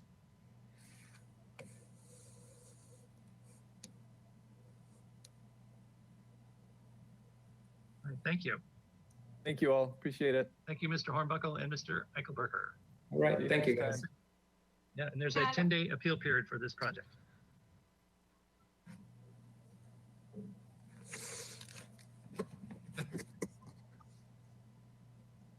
Okay, moving on to item 3. A little bit ahead of schedule, but within 15 minutes, so that's good. It's 1274 San Miguel. This is a new item for project design approval. Proposal for the construction of a 547 square foot addition to the first story and a new 375 square foot second story to an existing 1,047 square foot residence. The project also includes a new 160 square foot second story deck, new doors and windows throughout, and an interior remodel. The proposed 1,969 square foot of development on a 7,384 square foot lot is 65% of the required maximum floor to lot area ratio. Project design approval is requested. Neighborhood preservation findings are required. Hello, Mr. Blaustein, if you'd like to present your project. I'm sorry if I mispronounced your name. Hello, this is Johnny Hirsch. I don't know if you can see me, hear me. I can hear you. Hear me, don't see me? Yes. Okay. I will be presenting for NOAA. There you are. I see you now. Okay, thank you. Hello, everyone.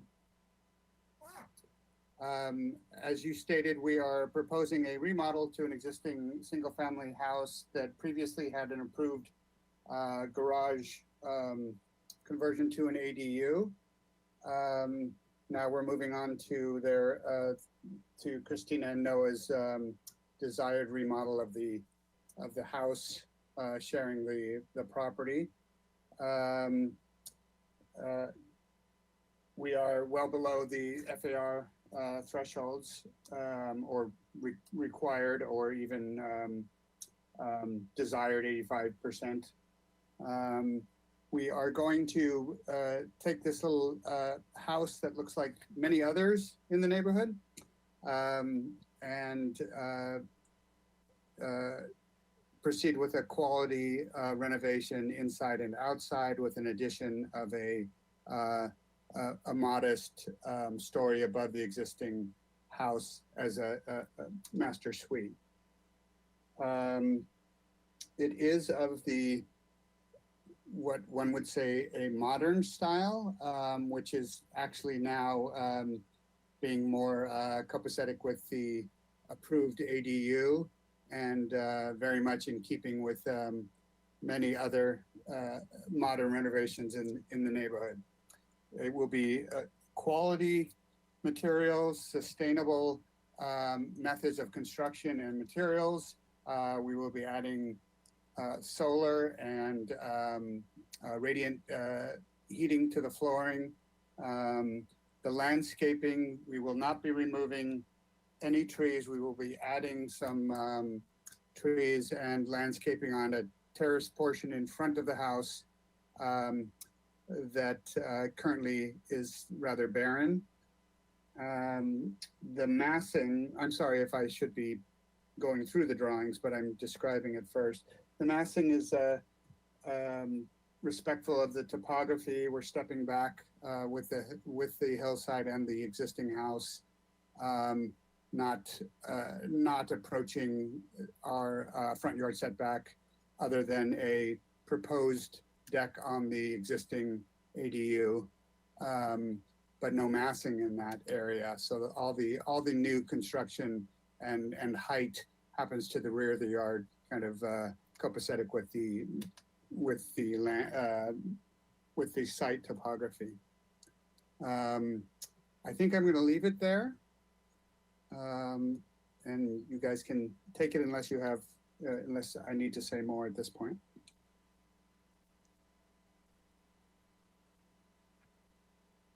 All right, thank you. Ms. Burkhart, did we have any public comment?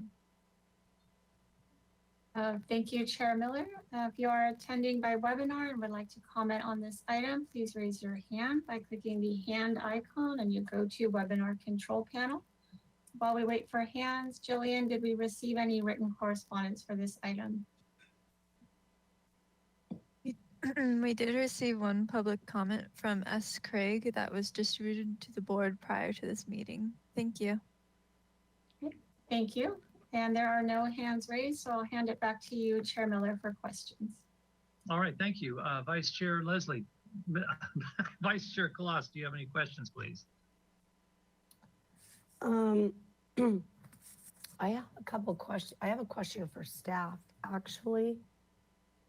Because we're now at a point where it appears that the applicants are wanting to match the home to the new ADU, I would like to understand how the ADU was approved. My understanding is that ADUs do not come under the purview of the planning department, provided that they are consistent with the architecture of the existing residence. But I do not believe that that appears to be the case in this situation. So I'd like to understand the history of the ADU approval before asking any further questions. That's a good question. Thank you, Vice Chair Colossus. The ADU ordinance that has an element of design review or contains design review triggers is fairly new. So I believe this ADU was permitted before the ADU ordinance was updated to include design review triggers. Thank you very much. That's helpful. Mr. Hirsch, if you could just walk us through the exterior elevations and the materials that are being proposed, please. Certainly. If you would move to the A2.2, which is PDF. I'm not sure which PDF. Next slide, please. That is the existing, those are the existing elevations. And if you can move to the next, there we go. So the proposition is to limit the amount of materials to 2, plus the roofing, which will be the same material that currently exists on the house. And the yellowish gold material represented there is a high quality corrugated material, not your standard corrugated. It's more a hat channel section that will be pre-finished in a factory to allow for a really high, we're trying to achieve a very high quality finish. We'll be doing samples to get there, and also to keep a very low maintenance, lessen our carbon impact by not having to refinish materials constantly. This will outlive the life of the building, the material finish. And then the darker material is a, let me just pull up my definition of it. Not that. It is a man-made material that's called Ultra Shield Natural. It's a it mimics a wood in texture, but it is made of a recycled man-made material, and it's meant to have. So the exterior is meant to have kind of 2 textures: a finer texture, which is this European siding, Ultra Shield material, and then the corrugation, which has a wider sectional profile. So it's, as I said, it's meant to also code the massing and the functions of the structure as well, cladding the original single-family house, and then tying it together through the stairway to the upper floor, and wrapping the building. And then the darker material again wraps lower portions of the addition, and then continues up to the upper story. So we're trying to kind of interweave these two materials in texture and in massing to break it down and to, create a composition that's appealing. And I'm sorry, I can't read the note on this sheet. Can you, is there a color board that articulates what that color is? Yeah, there was. I thought it was submitted. I don't see it in the presentation. Well, there's some rendering. Well, there's a rendering there. But in the last page of that, there should have been a material sample board as well. If there's not, certainly we can present that. So it's a darker sort of a charcoal, like a weathered redwood type of color tone? That's exactly, it's a charcoal, gets the feeling of wood, but it is not wood on the upper portion, yes. Okay. That you're seeing in that rendering, yeah.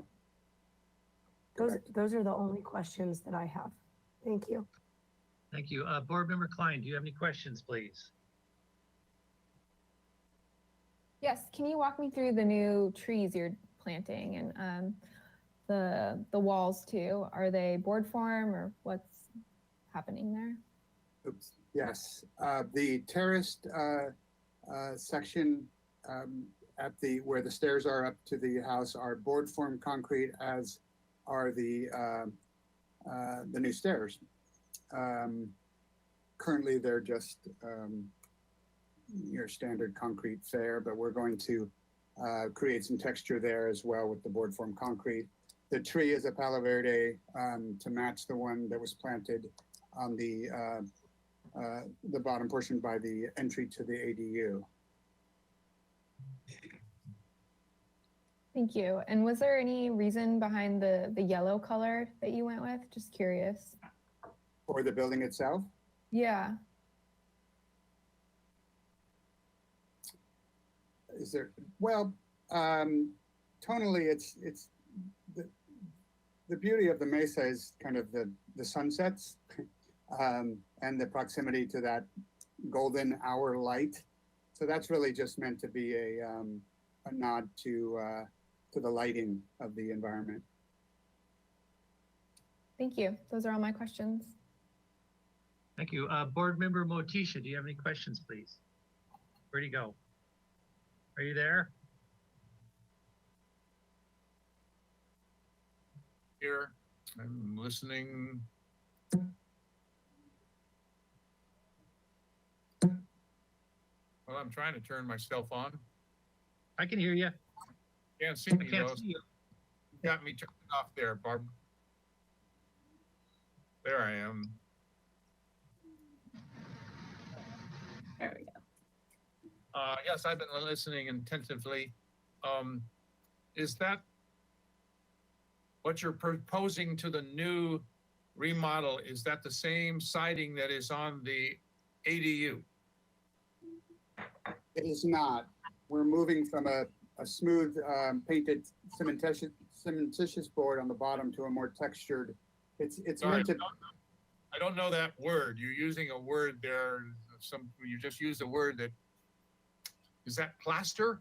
Is it on the existing ADU? What is that? Plain language. Cement board. What? Cement board. Okay, so the addition, the second floor addition, will be a different material. Correct. Okay. And they're both, I can see from this elevation that the lines, there are vertical lines in that yellow colored siding. Are there vertical lines in the dark colored siding of the second story? Correct, yes. But it is the same material or just a different color? They are different materials. The upper floor is a finer, smaller section, smaller ribs than the lower yellow gold section. Very good. From this elevation, we don't see, what is that back in this elevation, back in the far left corner, back in the back far left corner of the house, we don't see anything. On your elevation, on your west elevation, I see a structure back there. What is back there? Do you follow me? I believe that's the addition to the main floor of the house. I'm If you're looking, I referring- don't see it yet. Oh yeah, well, show me the west elevation, your proposed west elevation. There it is. I guess there's nothing back there. I thought, it looked like from the roof plan, there was something back there. What is the roof on that elevation? What is the proposed roof right there along that line that's being shown right now? What is the roof of that? That is a flat TPO, which is a membrane type roof with a small parapet, like a 6-inch parapet for catching the water. Okay, and then the roof of over the front remodel, I guess the living room area that we're looking right in the middle of this elevation that we're looking at. What are those? 1, 2, 3, 4, 5, 6, 7. Solar panels. What are they? Solar panels? Those are solar panels. Okay. You need to delay, because if they're called out, I wouldn't have to ask that. I don't know what those are. They look like indentations in the siding. They look like, I'm not sure what they are. That's why I asked. Those are solar panels. Okay. Understood. Roof plan would show that. Are those solar panels only that size? Or are they sloping? They follow both sides of the existing ridge. Both sides, and they're vertical that size, about 18 inches high and about 3 foot long. No, that is your perspective. If you look at the roof plan, please.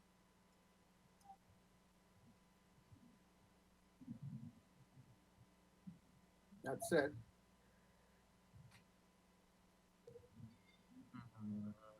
I see. I don't picture that with all of it. Is this roof plan right here that we're got the marker on? Is that a parapet along the upper, right in the middle? No, down to the left, up to the left, up, right there. What is that right there? Is that a parapet along there? No, that's the existing overhang. Existing overhang. Okay. On both sides, if you look at the bottom of that as well. Yep. This is, again, I would request that you, I'm sorry, I'm making a statement here. Forgive me for making a statement, but I have to mix this in with my questions. I would like to see an elevation or something that calls out what these are, instead of having me to question what these lines are. I mean, that does not look where those solar panels are, does not look like what you're describing. Does not look in the elevations what you're describing, I think. Okay, Joe. I would ask you to look at the south elevation. That might help. So let's Joe, you should write these down because your comments are good, but they need to be in the comment section. No, these are questions. Sorry, these are questions. Okay. All right, nothing back there. Okay. All right, now I'm seeing, in your presentations, we should probably, Board Member Kloss asked for this, for you to go through each of these elevations, and probably we should, a better presentation here would give us more detail of what this is looking like. What you're proposed. Yeah, no, now I'm picturing what you're proposing here. And I also, over on the left here, I also saw some kind of, on your drawings, I saw a little, maybe a 6-inch to 8-inch wide member going up this roof that's sloping up on the left, or sorry, on the right. This gray area, which I think is a roof, that I saw something that didn't match that when I looked at the elevations, your other drawing. Okay, I have questions. Those are, yes, I'll move Okay. on. Thank you. All right. All right, thank you. Board Member Ziegler, do you have any questions, please? Well, I don't know if it's a question or a statement, but I'd like to see examples of this fairly innovative paneling that you're talking about, which I've never seen before, and I'm hoping you can present us with the types of paneling you're talking about. Now, maybe that's a statement, but maybe it's a question. That's what I have, okay? Okay, thank you. Thank you. I don't have any questions at this time, so I'm going to move it on to comments. Vice Chair Colas, do you have any comments? I do have a comment. Yes, please. I appreciate a good modern architectural project in the appropriate setting and context. And I don't think that this is it. I was just reading through our design guidelines, specifically the neighborhood, the single family residence design guidelines. And on page 28C, under most neighborhoods, it says, most neighborhoods possess examples of distinctive architecture. In these neighborhoods, structures and additions should present a harmonious character with the particular surrounding neighborhood, avoiding a clashing or discordant appearance. And I do not think that, this project does that. I visited the neighborhood today. I understand it's a neighborhood in transition, but I think that this is a Venice Beach project that has been helicoptered to Santa Barbara, and I don't think that it is compatible with the neighborhood. So I cannot support the project as it's currently designed. All right, thank you. Board Member Klein, do you have any comments, please? Yes, I'll have to agree with Board Member Kloss. I'm struggling with the compatibility of the neighborhood. I think you could tone down the yellow color and work with, more of the neighborhood compatibility colors. And also I know there's already a Palo Verde planted there, but I would just recommend, usually it's more of a desert tree, and I love those trees, but, and if the one that's there is doing okay, I would just make sure to do a variety and a species that would do okay in seaside conditions. Those are my comments. All right, thank you. Board Member Motisha, comments, please. As a board member, I have to agree with Board Member Klein and Board Member Kloss about this house being different than the rest of the houses in the neighborhood. But I don't think it is that much different. I think sorry, I hate to say this, but personally, I don't think this is so much different than the other neighborhood. You still have the gabled roof. You've added a second story and some windows and you've tried to emphasize or to bring out what the ADU that was put there and to put back there's a couple places in the neighborhood, and I think if you come back with us with pictures of those, like 2 houses down, there's some decks. There's a deck that's really nice, and they've done some things to that house. This is maybe a little bit stronger, but like Board Member Klein said, this is a area in transition, and I'm inclined to lean a little with way of allowing a little bit of transition change, even though some of the board members may think this is too much of a change. We've had this question before several times. And I'll leave it at that. I'll leave it at that. Okay. I'll stop. All right, Thank you. thank you. Board Member Ziegler, do you have any comments, please? Well, as long as we're talking about change, I'm not sure I'm real thrilled with the lower left-hand corner change there with that L-shaped design that's fairly thick. And I'm not sure I'm pleased with it, so I'll leave my comments at that.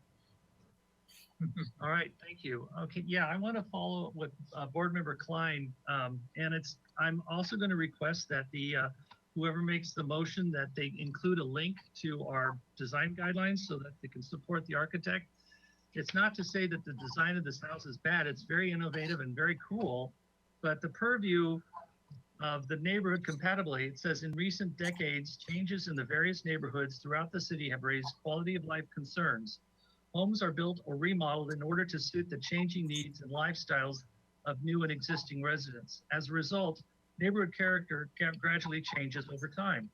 When a change is made in an established neighborhood, it is essential to properly balance the change with the respect for the design features and characteristics of surrounding properties. Homes are more likely to be compatible when their volume and bulk are at an appropriate scale with their neighborhoods.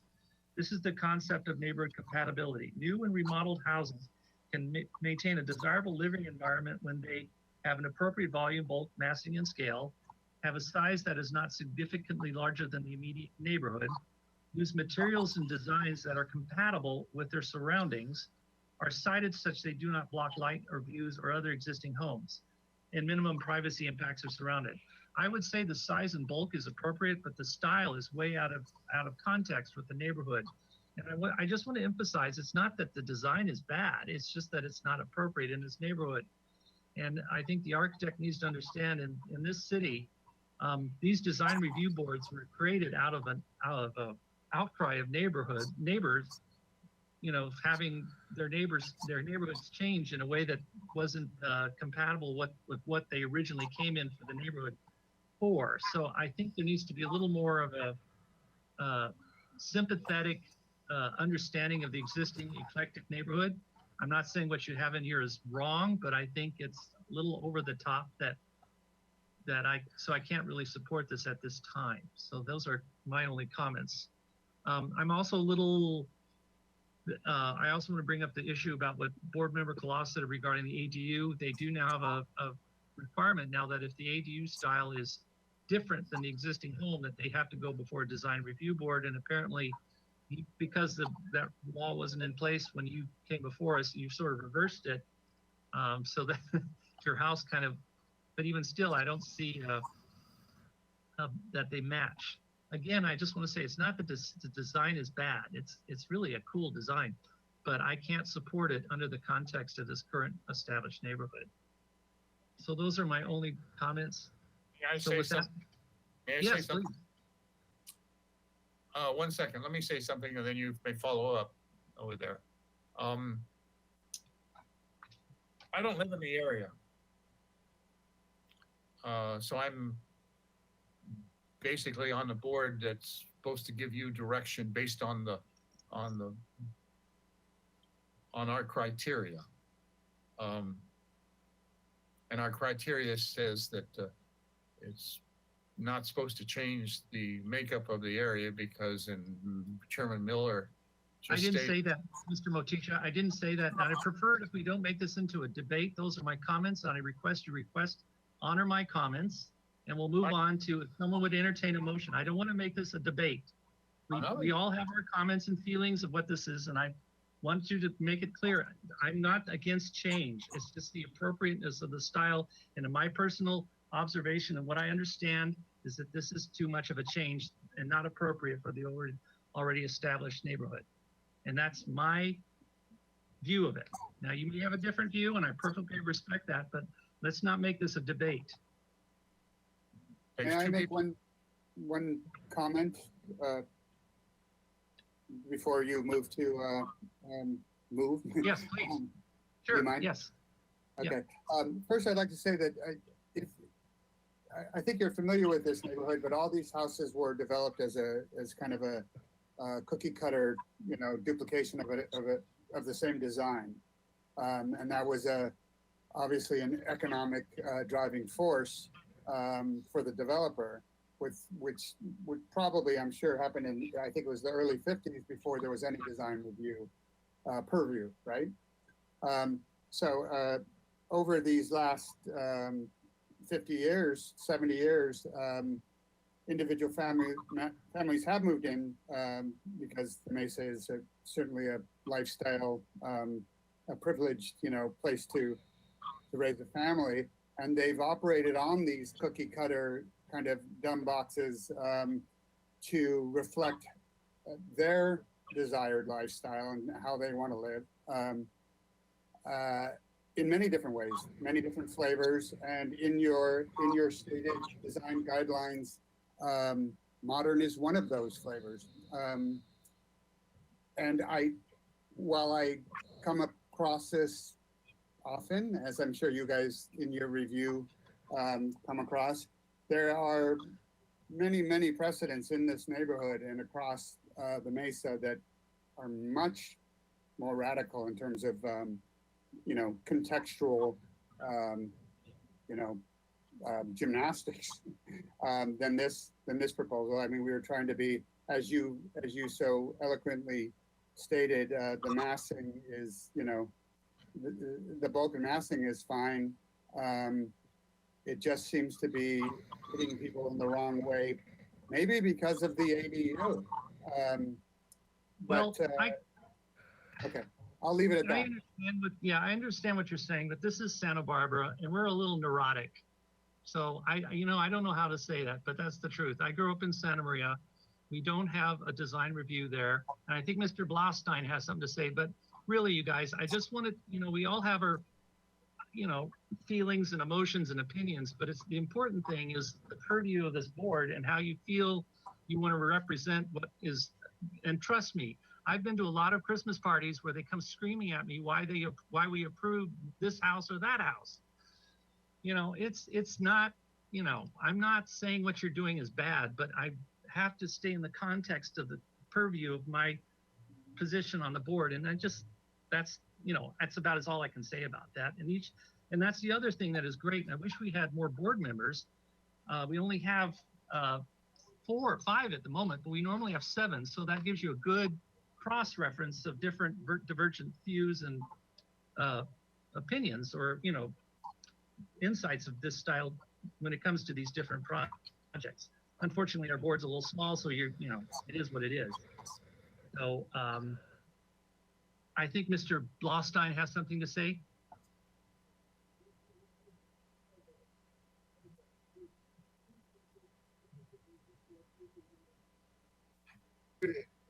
There, can you hear me? Yes. Hi.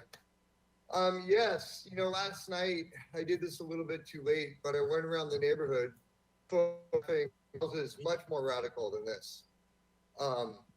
Much more extreme. I think board member Colossi said that we transported this, helicoptered it in, I believe was the exact language, from Venice and dropped it in. Well, this is much more understated than the 10 houses I photographed in and tried to admit this morning. Our desire, even in that, was to update it, make it sustainable, not the exterior shape of the house, which we haven't, except setback greater than 20 feet behind the setback line. Some of the photos I sent, they've moved forward, the material pop out right in your face. This, because it's a rendering, it's kind of stark, it maybe looks shinier than it would be in actual text or in person, but there's heavy precedent for this. Our Okay. move, Mr. Blostein, sorry, can I interrupt you real quick? I totally hear what you're saying. Yeah. With argument, pictures are worth 1,000 words. So if you're, saying that there's a lot of precedent setting, then this board needs to see that. It's, to say it one thing, but you got to present a good argument saying that, because like I said, the The issue is neighborhood compatibility. It's not whether the design is bad or good or whatever. Is it compatible with the already established neighborhood? So that's kind of where you want to come from. So if I brought in 10 houses, would that do the trick? I can't answer that for you. I just told you what our purview is, and that's, what we're going No, by. I know. Yeah. I understand, but I'm looking for some big, right now, the house that just sold around the corner, the house. Okay, that's so sold- Mr. Blaustein, I'm sorry to interrupt you. I got to stop this conversation because it's turning into an argument or us against them, and that's not the purview of this board. I just want to make clear we've all stated how we are with it. I think you have a better understanding. I also, like I said, requested that Barbara give you a link of our design guidelines so you kind of get a feel of what we're looking for, and then from that information, bring back what you have and show us, how you address those issues. And it's just that simple. I mean, Johnny Hirsch was raised here and a local architect. He's That's very fine. familiar. That's fabulous. So- I'm glad to hear that. So I would like to stop the public comment. I don't mean to be rude, but I'd like to move it on and have someone entertain a motion for this current project, please. I will make a motion. Okay, thank you. In its current state, the board does not feel that the project as proposed meets the guidelines of the Single Family Design Review Board. Specifically, the architecture appears to be too divergent from the surrounding neighborhood context. The applicant would be encouraged to return with contextual photos that support the proposed architecture if they feel that that is appropriate.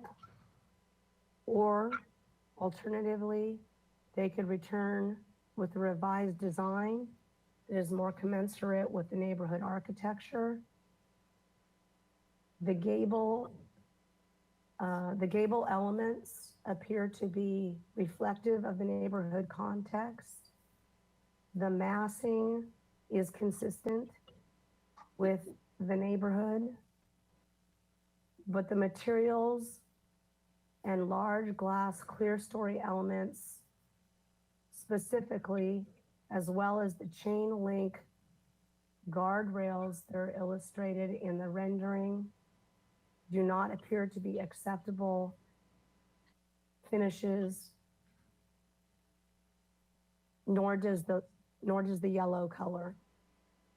That's my attempt. All right, thank you. May I have a second, please? Second. All right, thank you. May I have a roll call vote, please? Thank you. I will now start the roll call vote.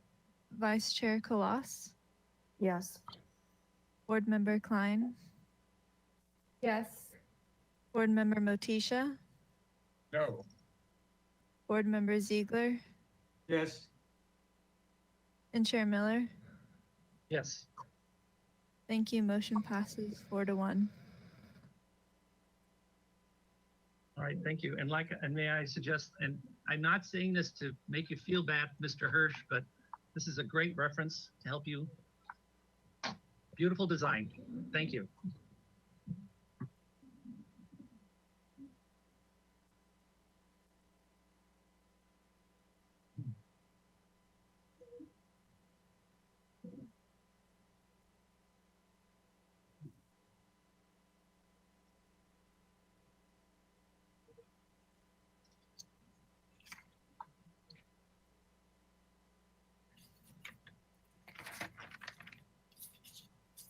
All right, moving on to item 4. This is a continued item.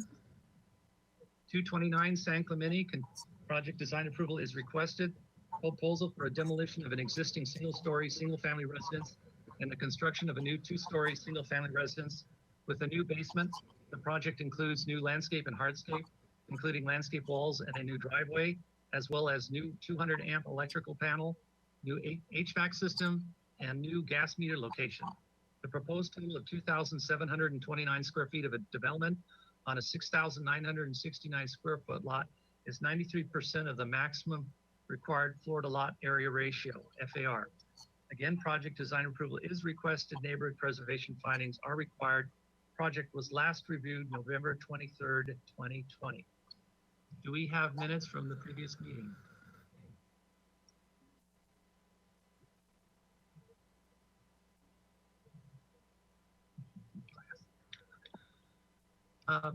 Board member Klein, would you be so kind to go through the minutes from the previous meeting?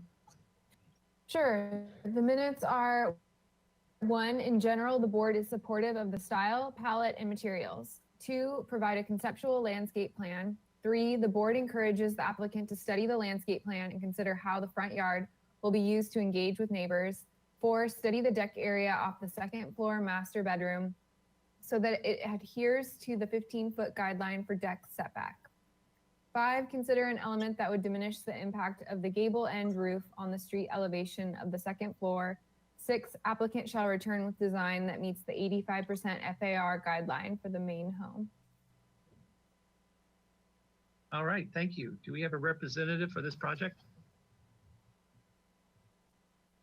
And Ms. Burkhardt, did you have something you wanted to say? I did. I can do it now. I just wanted to confirm with Vice Chair Colas and Board Member Klein that they reviewed the plans, minutes, and video from the November 23rd, 2020 meeting. Yes, I did. Great, thank you.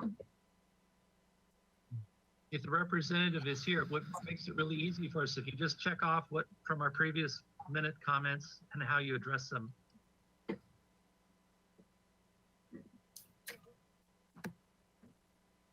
We do have a representative here. I'm just trying to work with her. Oh, That's Ms. interesting. Grinnell. interesting. Let me see what's going on with my camera here.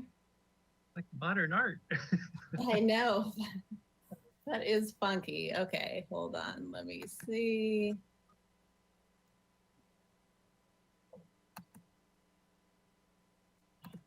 Sorry about this. This is really, that is modern art. Okay. Okay, there I am. Hi. There you are. It's what happens when you share your computer with your kids. Hi, good evening, board. So we have, we've had a few months since we last met with you all regarding this project. We were primarily just waiting for some approvals for a dying tree removal on the front, which has been approved by Parks and Rec. And so since we last met, we've made some adjustments to the house. And we also have Rob from Bosky Landscape Architecture here. So he's also going to present the landscape plan. But I would like to also just talk to the changes that were made on the project. Overall, the bulk and size are pretty much the same, but we've been addressing some of the things in regards to the neighbors, the way in which the deck and the house relates to the project, the houses adjacent to it. So if we can just go ahead and go to the site plan, which is on the next page. Actually, yes, there. So if we can just zoom in right there and you can see.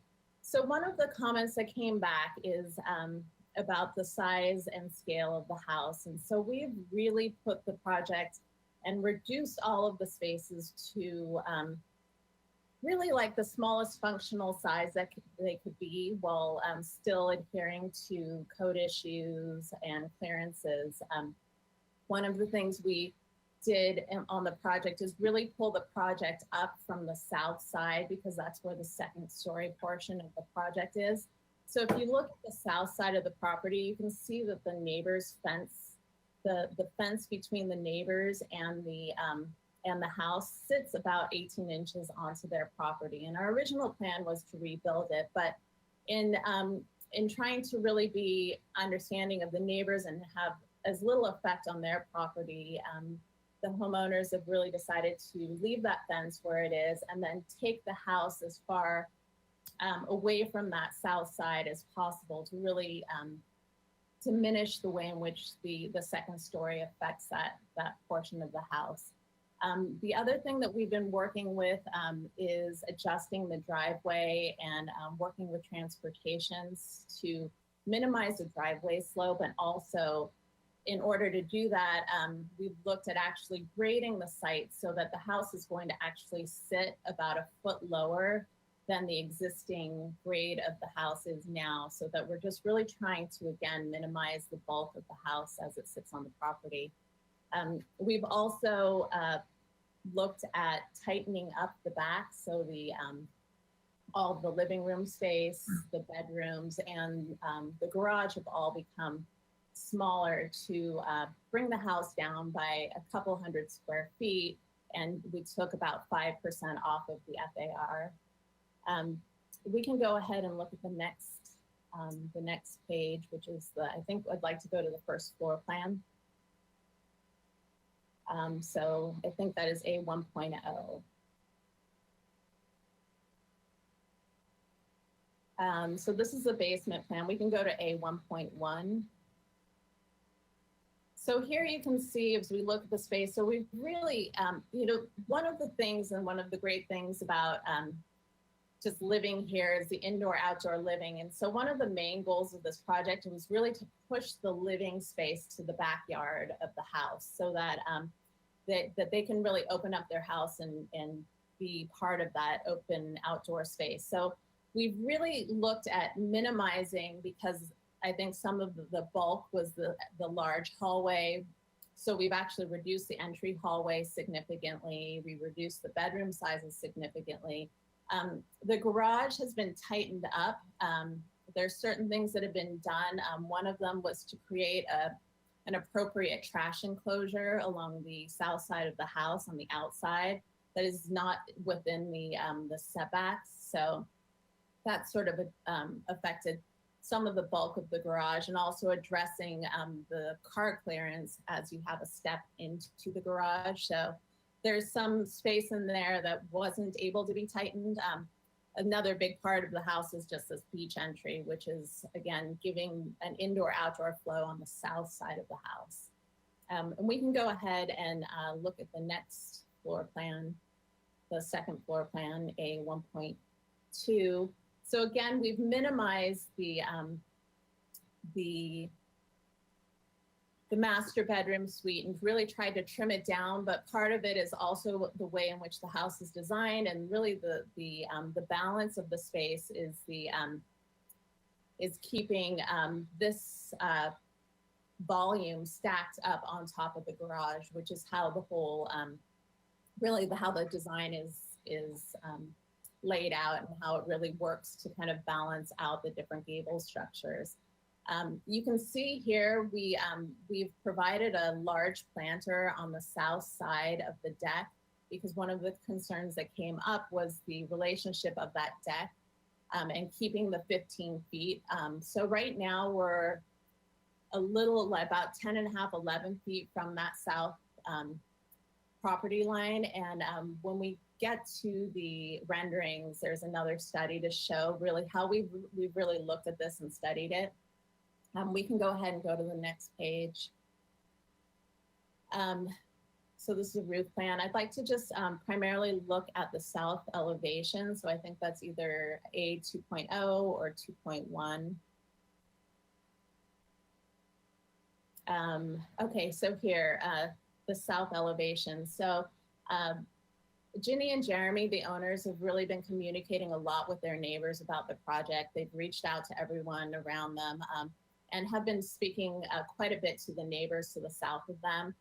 One thing which we will address that is not addressed in this design currently is to raise windows 18 and 19 up to the height of Windows 17, so that so there is no issues of privacy as they're looking out from their master bedroom. So it's something that we've addressed and we will address when we come back to Ms. Grinnell, final sorry to review. interrupt.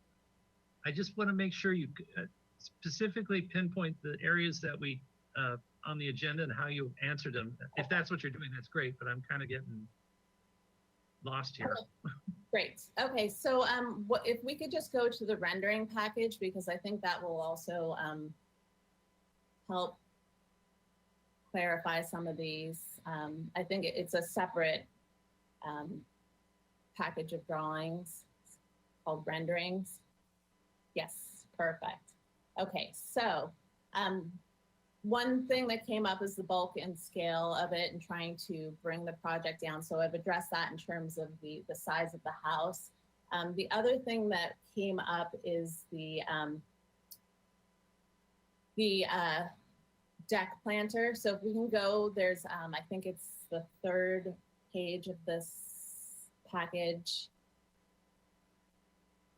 One more page. Oh, one more.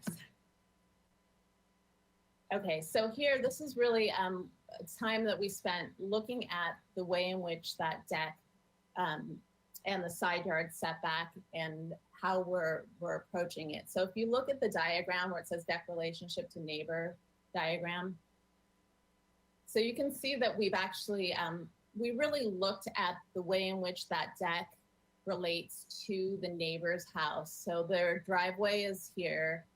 They're never going to develop into that driveway because they there's actually a oil well in that driveway, and so they've actually had addressed that prior, and it moved an addition that they had done a few years ago to the back of the house. So there's never going to be a living space inside that driveway. The other is really, you know, their view from their deck towards the ocean is off that corner of the house. So it's something that, you know, they would really like to keep. And then the images along the right really show the relationship of the decks in neighboring properties. So there's quite a few examples of decks that are closer to the property line throughout the mesa. And I think, you know, there are, you know, probably 20, 30 examples, but I think the ones that we selected here are properties that have sort of, I think, attractive ways and good utilization of the deck space and without having a big effect on the neighboring properties. The other thing I wanted to bring up with this space is if you drop down to the interior rendering view below, below the diagram. So here you can see the view from the inside. And so we played around, oh, sorry, the one right above that. Just the interior bedroom, yeah, that one right there, view out of master bedroom. So what I wanted to show here is really the balance that we were looking for on the interior side and the view from the bedroom, so that we're really kind of looking out, we're not looking out onto the neighbor space. And we played around a lot with sort of the proportions of that window, but it really felt like the balance of that space was thrown off by adjusting that window, I mean the door, excuse me, to a different orientation. So it's really about that, the way in which that looks. And then I think we can address the landscape. Rob is here. So Yes. I'm gonna pass over the conversation to him. Perfect, thanks, I appreciate it. Does everyone hear me? Yes. Thank Yes. you. So very quickly, I realize there's a short time window here, so but I wanted to make it clear which comments we're addressing, the board's comments. And one, we want to address the fact that we have a landscape plan now. There we are. We'll talk about that in a moment. And then I think the second comment was about how the front yard can better interact with the neighborhood. So first and foremost, we have a landscape plan. So I talked about the majority of the north, east, and west property lines, how those fences will remain in place. And there's an existing hedge along, call it 3.5 of the, or 2.5 of the property lines that we plan to maintain. It's a mixed hedge of varying heights along the western side of, I'm sorry, the southern side, the backyard side of the property. there is essentially a 15, 20 foot tall mixed hedge. And then on the side yards of the property, there is probably a 6 to 10 foot mixed hedge of every plant material that I think there is in Santa Barbara within those hedge lines. In the backyard, to Sarai's point, they're trying to make a lot of indoor-outdoor living opportunities. So a large portion of that will be devoted to synthetic turf, as they have in the current home and love, and that'll be a permeable system. And a modest-sized outdoor gathering space just off the living room. We'll be replacing an avocado tree with a Brisbane box and creating a nice Mediterranean garden for them to enjoy. In the front of the house, there are some vertical walls that the architect has detailed, and those essentially are helping manage grade issues as the slope rises from the driveway and also slopes down the road. Right in the corner of the front side of the house, you can see there was a palm tree that has been approved by Parks and Recreation, and the approval of that was contingent upon the installation of a new olive tree. And so we have a fruitless olive tree that will help kind of essentially ground the front patio space. So we'll have an outdoor sitting area there, and essentially what happens now in the current home will happen again, which is essentially sitting out in the front garden and enjoying the community that exists within this area. On the upper deck, you'll see that we're starting to select some plants for these planters. On the beach side of the property, there are some, I think we have some Olea mantras in there, and the idea is for those to grow up to 2, 3, maybe 4 feet tall. And on the opposite side, looking at some lamandras, something that grows around 2 feet tall. And similarly, back down on the grade to the left side of the driveway entering the site, we have another raised planter. That planter is there to handle grade issues for us, and we have similar plant palette there. So it's a Mediterranean plant palette throughout, looking to maintain the existing screening and privacy all around the property where it exists and improving it where we can. And with that, I'll return it to Sarai and the board.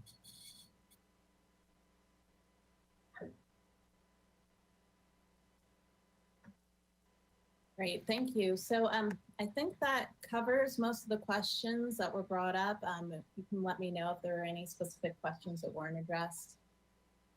Okay, all right. Sounds good, thank you.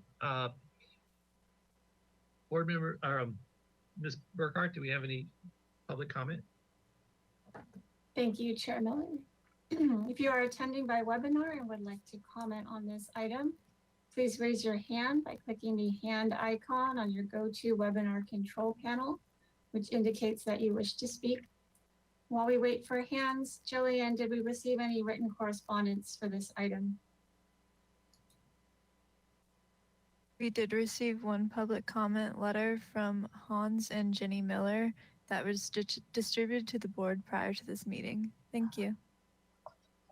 All right, thank you. There are no hands raised, so I'll hand it back to you, Chair Miller, for questions. All right, thank you. Vice Chair Kalas, do you have any questions, please? Yes, I have a couple of questions. What does the current FAR sit at? I think it was at 93%, and you said you had reduced it about 5. Yes, at the previous presentation, we were closer to 98. So we took off a significant amount from the proposed from what we were proposing previously.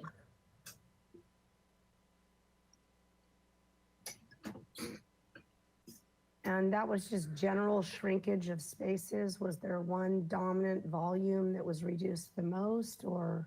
I would say most significantly would be the hall. It was sort of an overall just trimming of everything, trying to find as much that we could take off without making any of the spaces unusable. So I'd say some of it came out of the hallway, you know, a foot out of the bedrooms, a foot out of the hallway, and probably most significantly out of the living room kitchen volume, which is the largest volume across the west side of the house. Okay.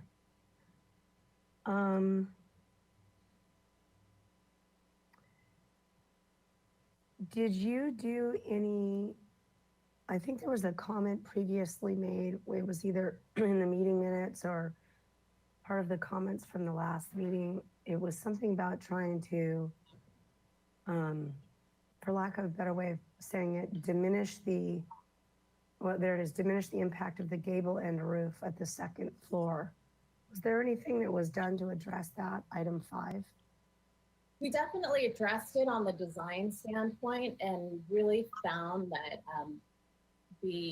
anything that we did sort of took away from this aesthetic of this modern farmhouse, where it almost started to feel like we were just kind of doing something that was added on versus something that was right now currently a bit more traditional in terms of its aesthetic with the stone and the wood, and by adding something, it just kind of started to feel a little bit out of place. So we did definitely study it, but in the end, we didn't end up going with any of the options because they didn't feel significant. I do think though that the planters that we've added, that Rob had also addressed about trying to add some height to the planters, which really will break up that space significantly because we're looking at doing 2 planters, one on each end of that balcony that will definitely create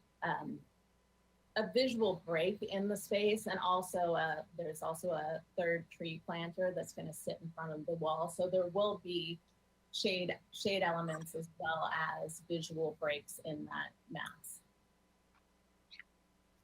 Okay.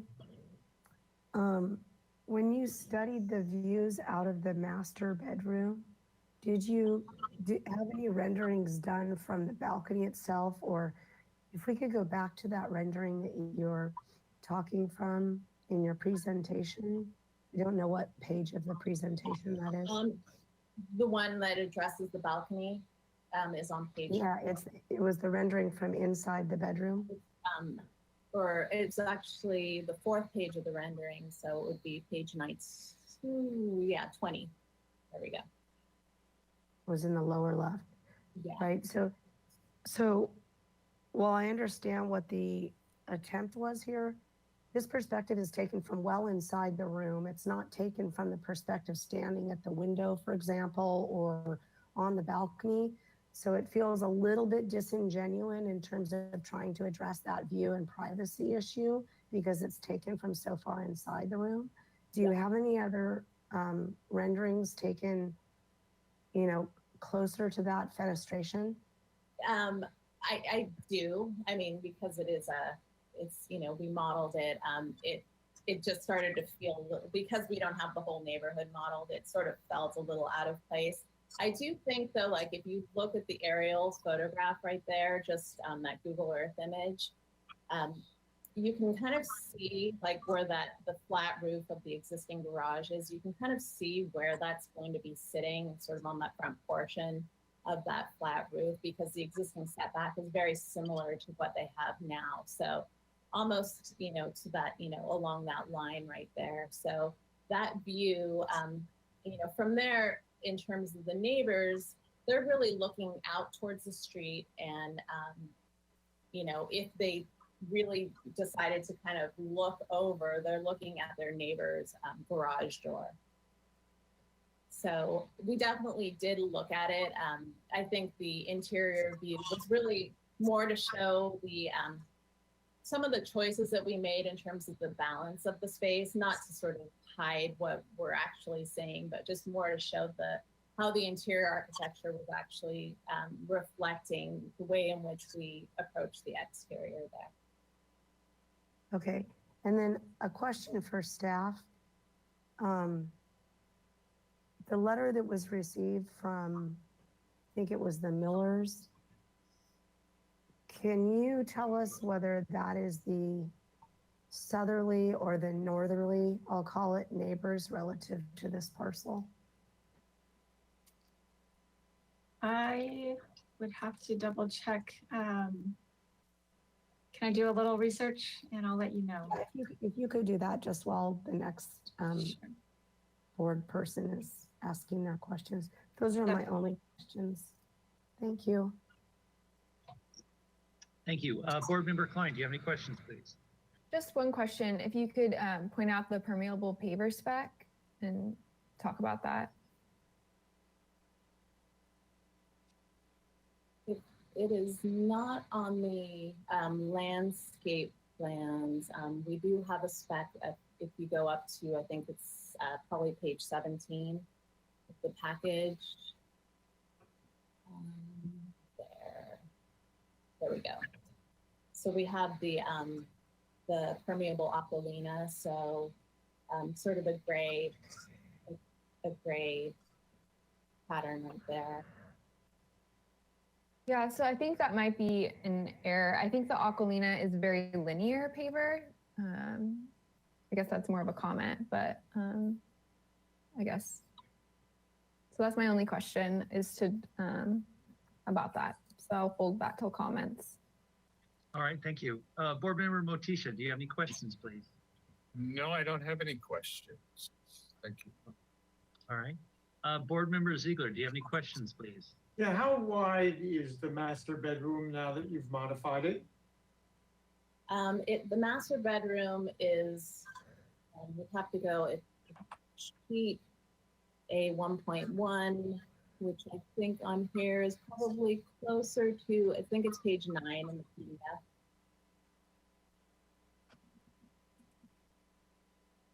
Nope, one more, 10. So right now, the master bedroom is about 14, 15 feet wide.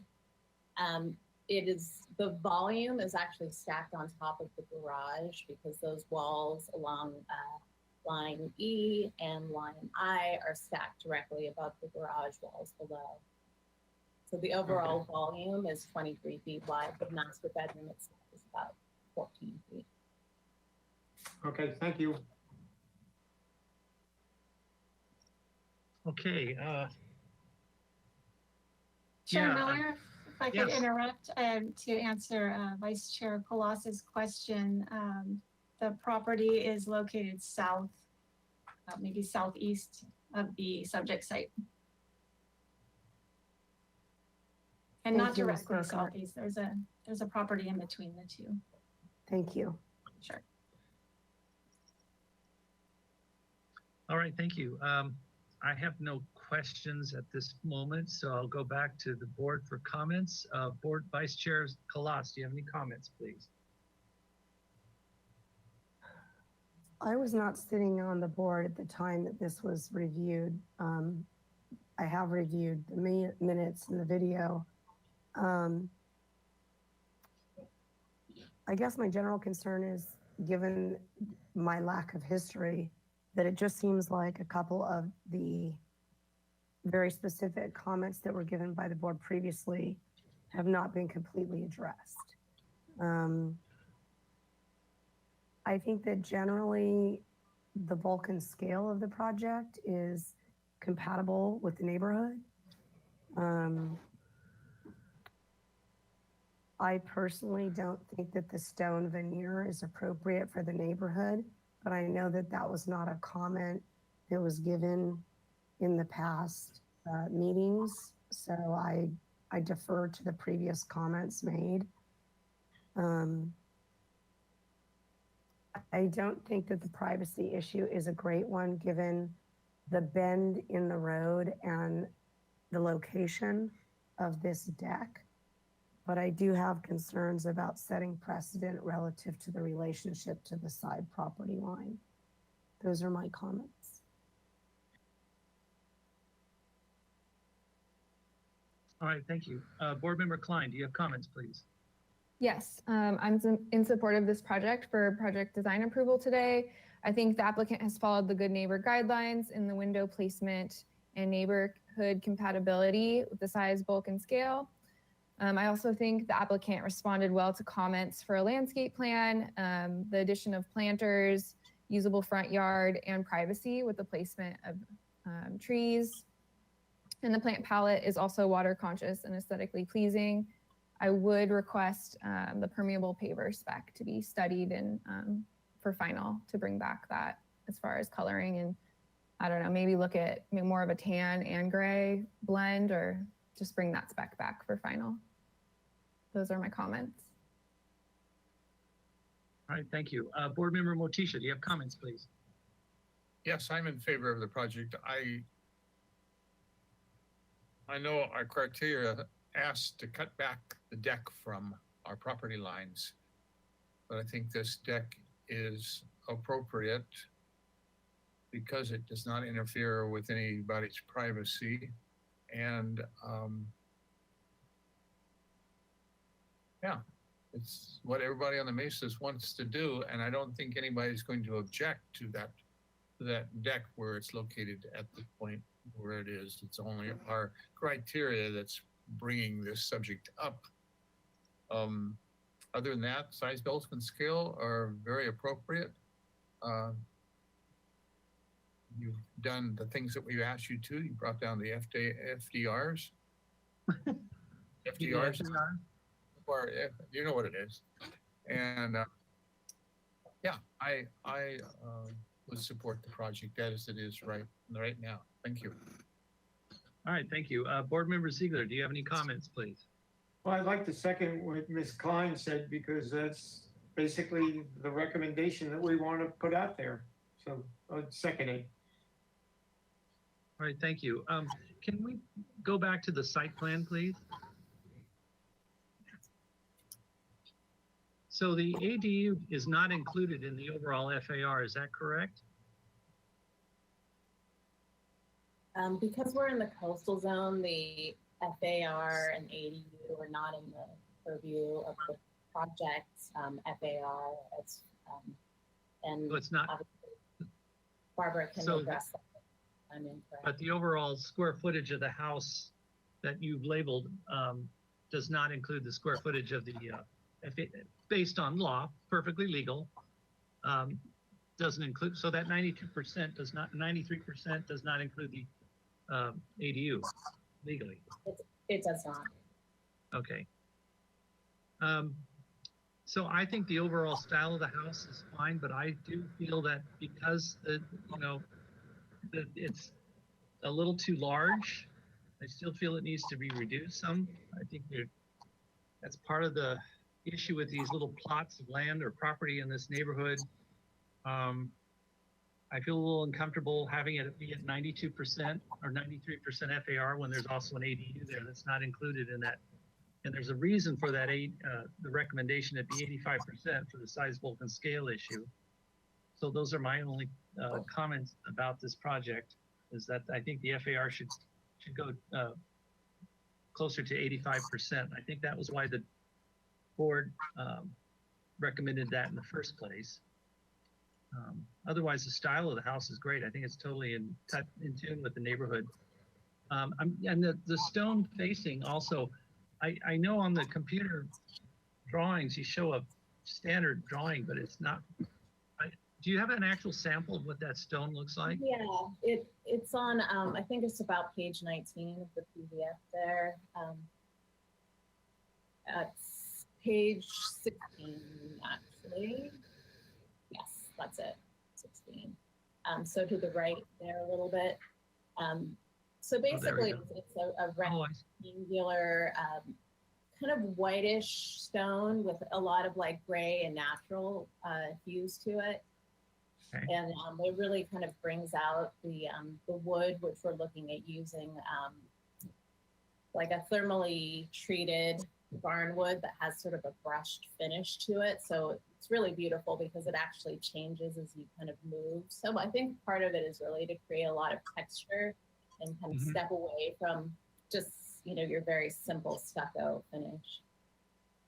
So say what the siding is, the wood siding, what is that going to be? It's at a company called Acquia, which is a thermally modified. It's basically a wood that's been thermally treated, so you don't need to stain it. It's very similar to thermery, which is probably a more common material, but it's a natural wood that's pre-stained, and it has a brushed finish to it, so it actually has almost like a combed, like almost like a tooth, or what looks like it's been wire brushed.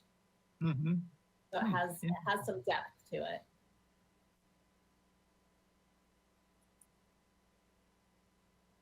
All right, interesting. Thank you. Those are my only comments. So they're here for design approval. If you approve of the design or if you have more comments, would someone like to entertain a motion?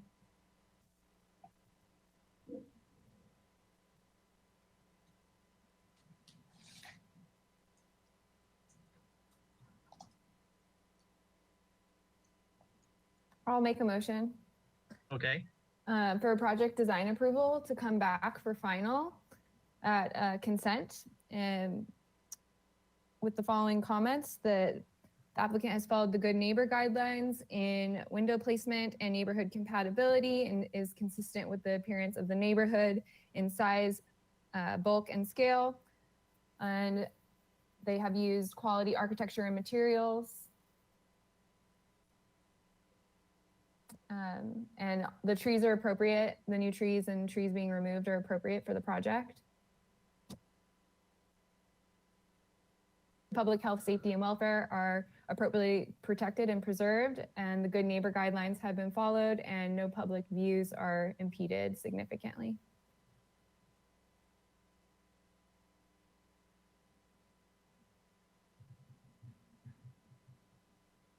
Do I have a second?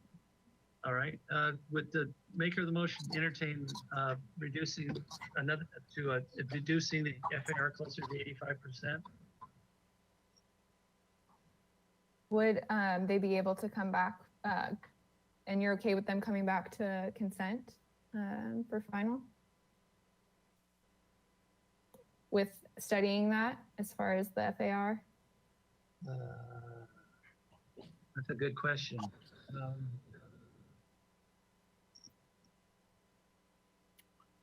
They're gonna drop it back, 8%.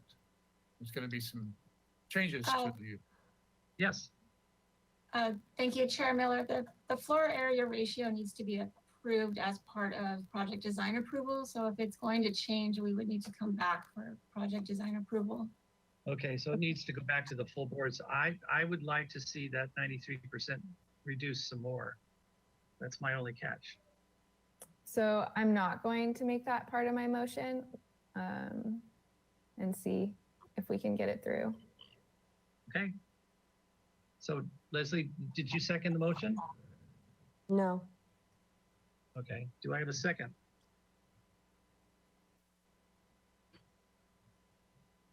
Okay, hearing no second, that means the motion is not approved, so we need to make a new motion. I can amend my motion and add the, to come back to full board to review, again, with a lower FAR. I will second that. Chair Miller, the motion was for project design approval, and we need, we can't change the floor area ratio on a final approval. So they'll have to come back to full board with a requirement that they reduce the 93% to closer to 85%. I'm not saying they have to be at 85%, but I'd like to see the FAR reduced. That's my only. So they would not be able to get project design approval today. They would have to come back for it, is what you're saying, Barb. So Yes. I'll amend that. I'll amend it to be that they'll have to come back for project design approval.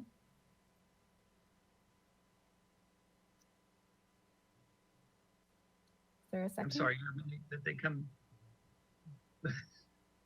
They come back. They'll have to come back for project design approval because my motion previously said that they receive project design approval, and they cannot until we approve it for that with the FAR. Okay. So I would suggest almost starting a new motion where you continue indefinitely for project design approval, continue to the full board. Okay, I'll make a motion to be continued indefinitely to the full board for project design approval. With the following comment. Comments that it should, they should study the FAR to be a lower amount. To reduce it to closer to 85%. Yes, to reduce it to closer to 85%. Okay, thank you. Do I have a second? I'll second that. Oh, I think Motisha beat you. Okay, All right, thank you very much. May I have a roll call, please? Thank you. I will now begin the roll call vote. Vice Chair Kalas, Yes. Board Member Klein, Yes. Board Member Motisha, Yes. Board Member Ziegler, yes. and Chair Miller. Yes. Thank you. Motion passes. All right, thank you. Thank you, Ms. Grinnell.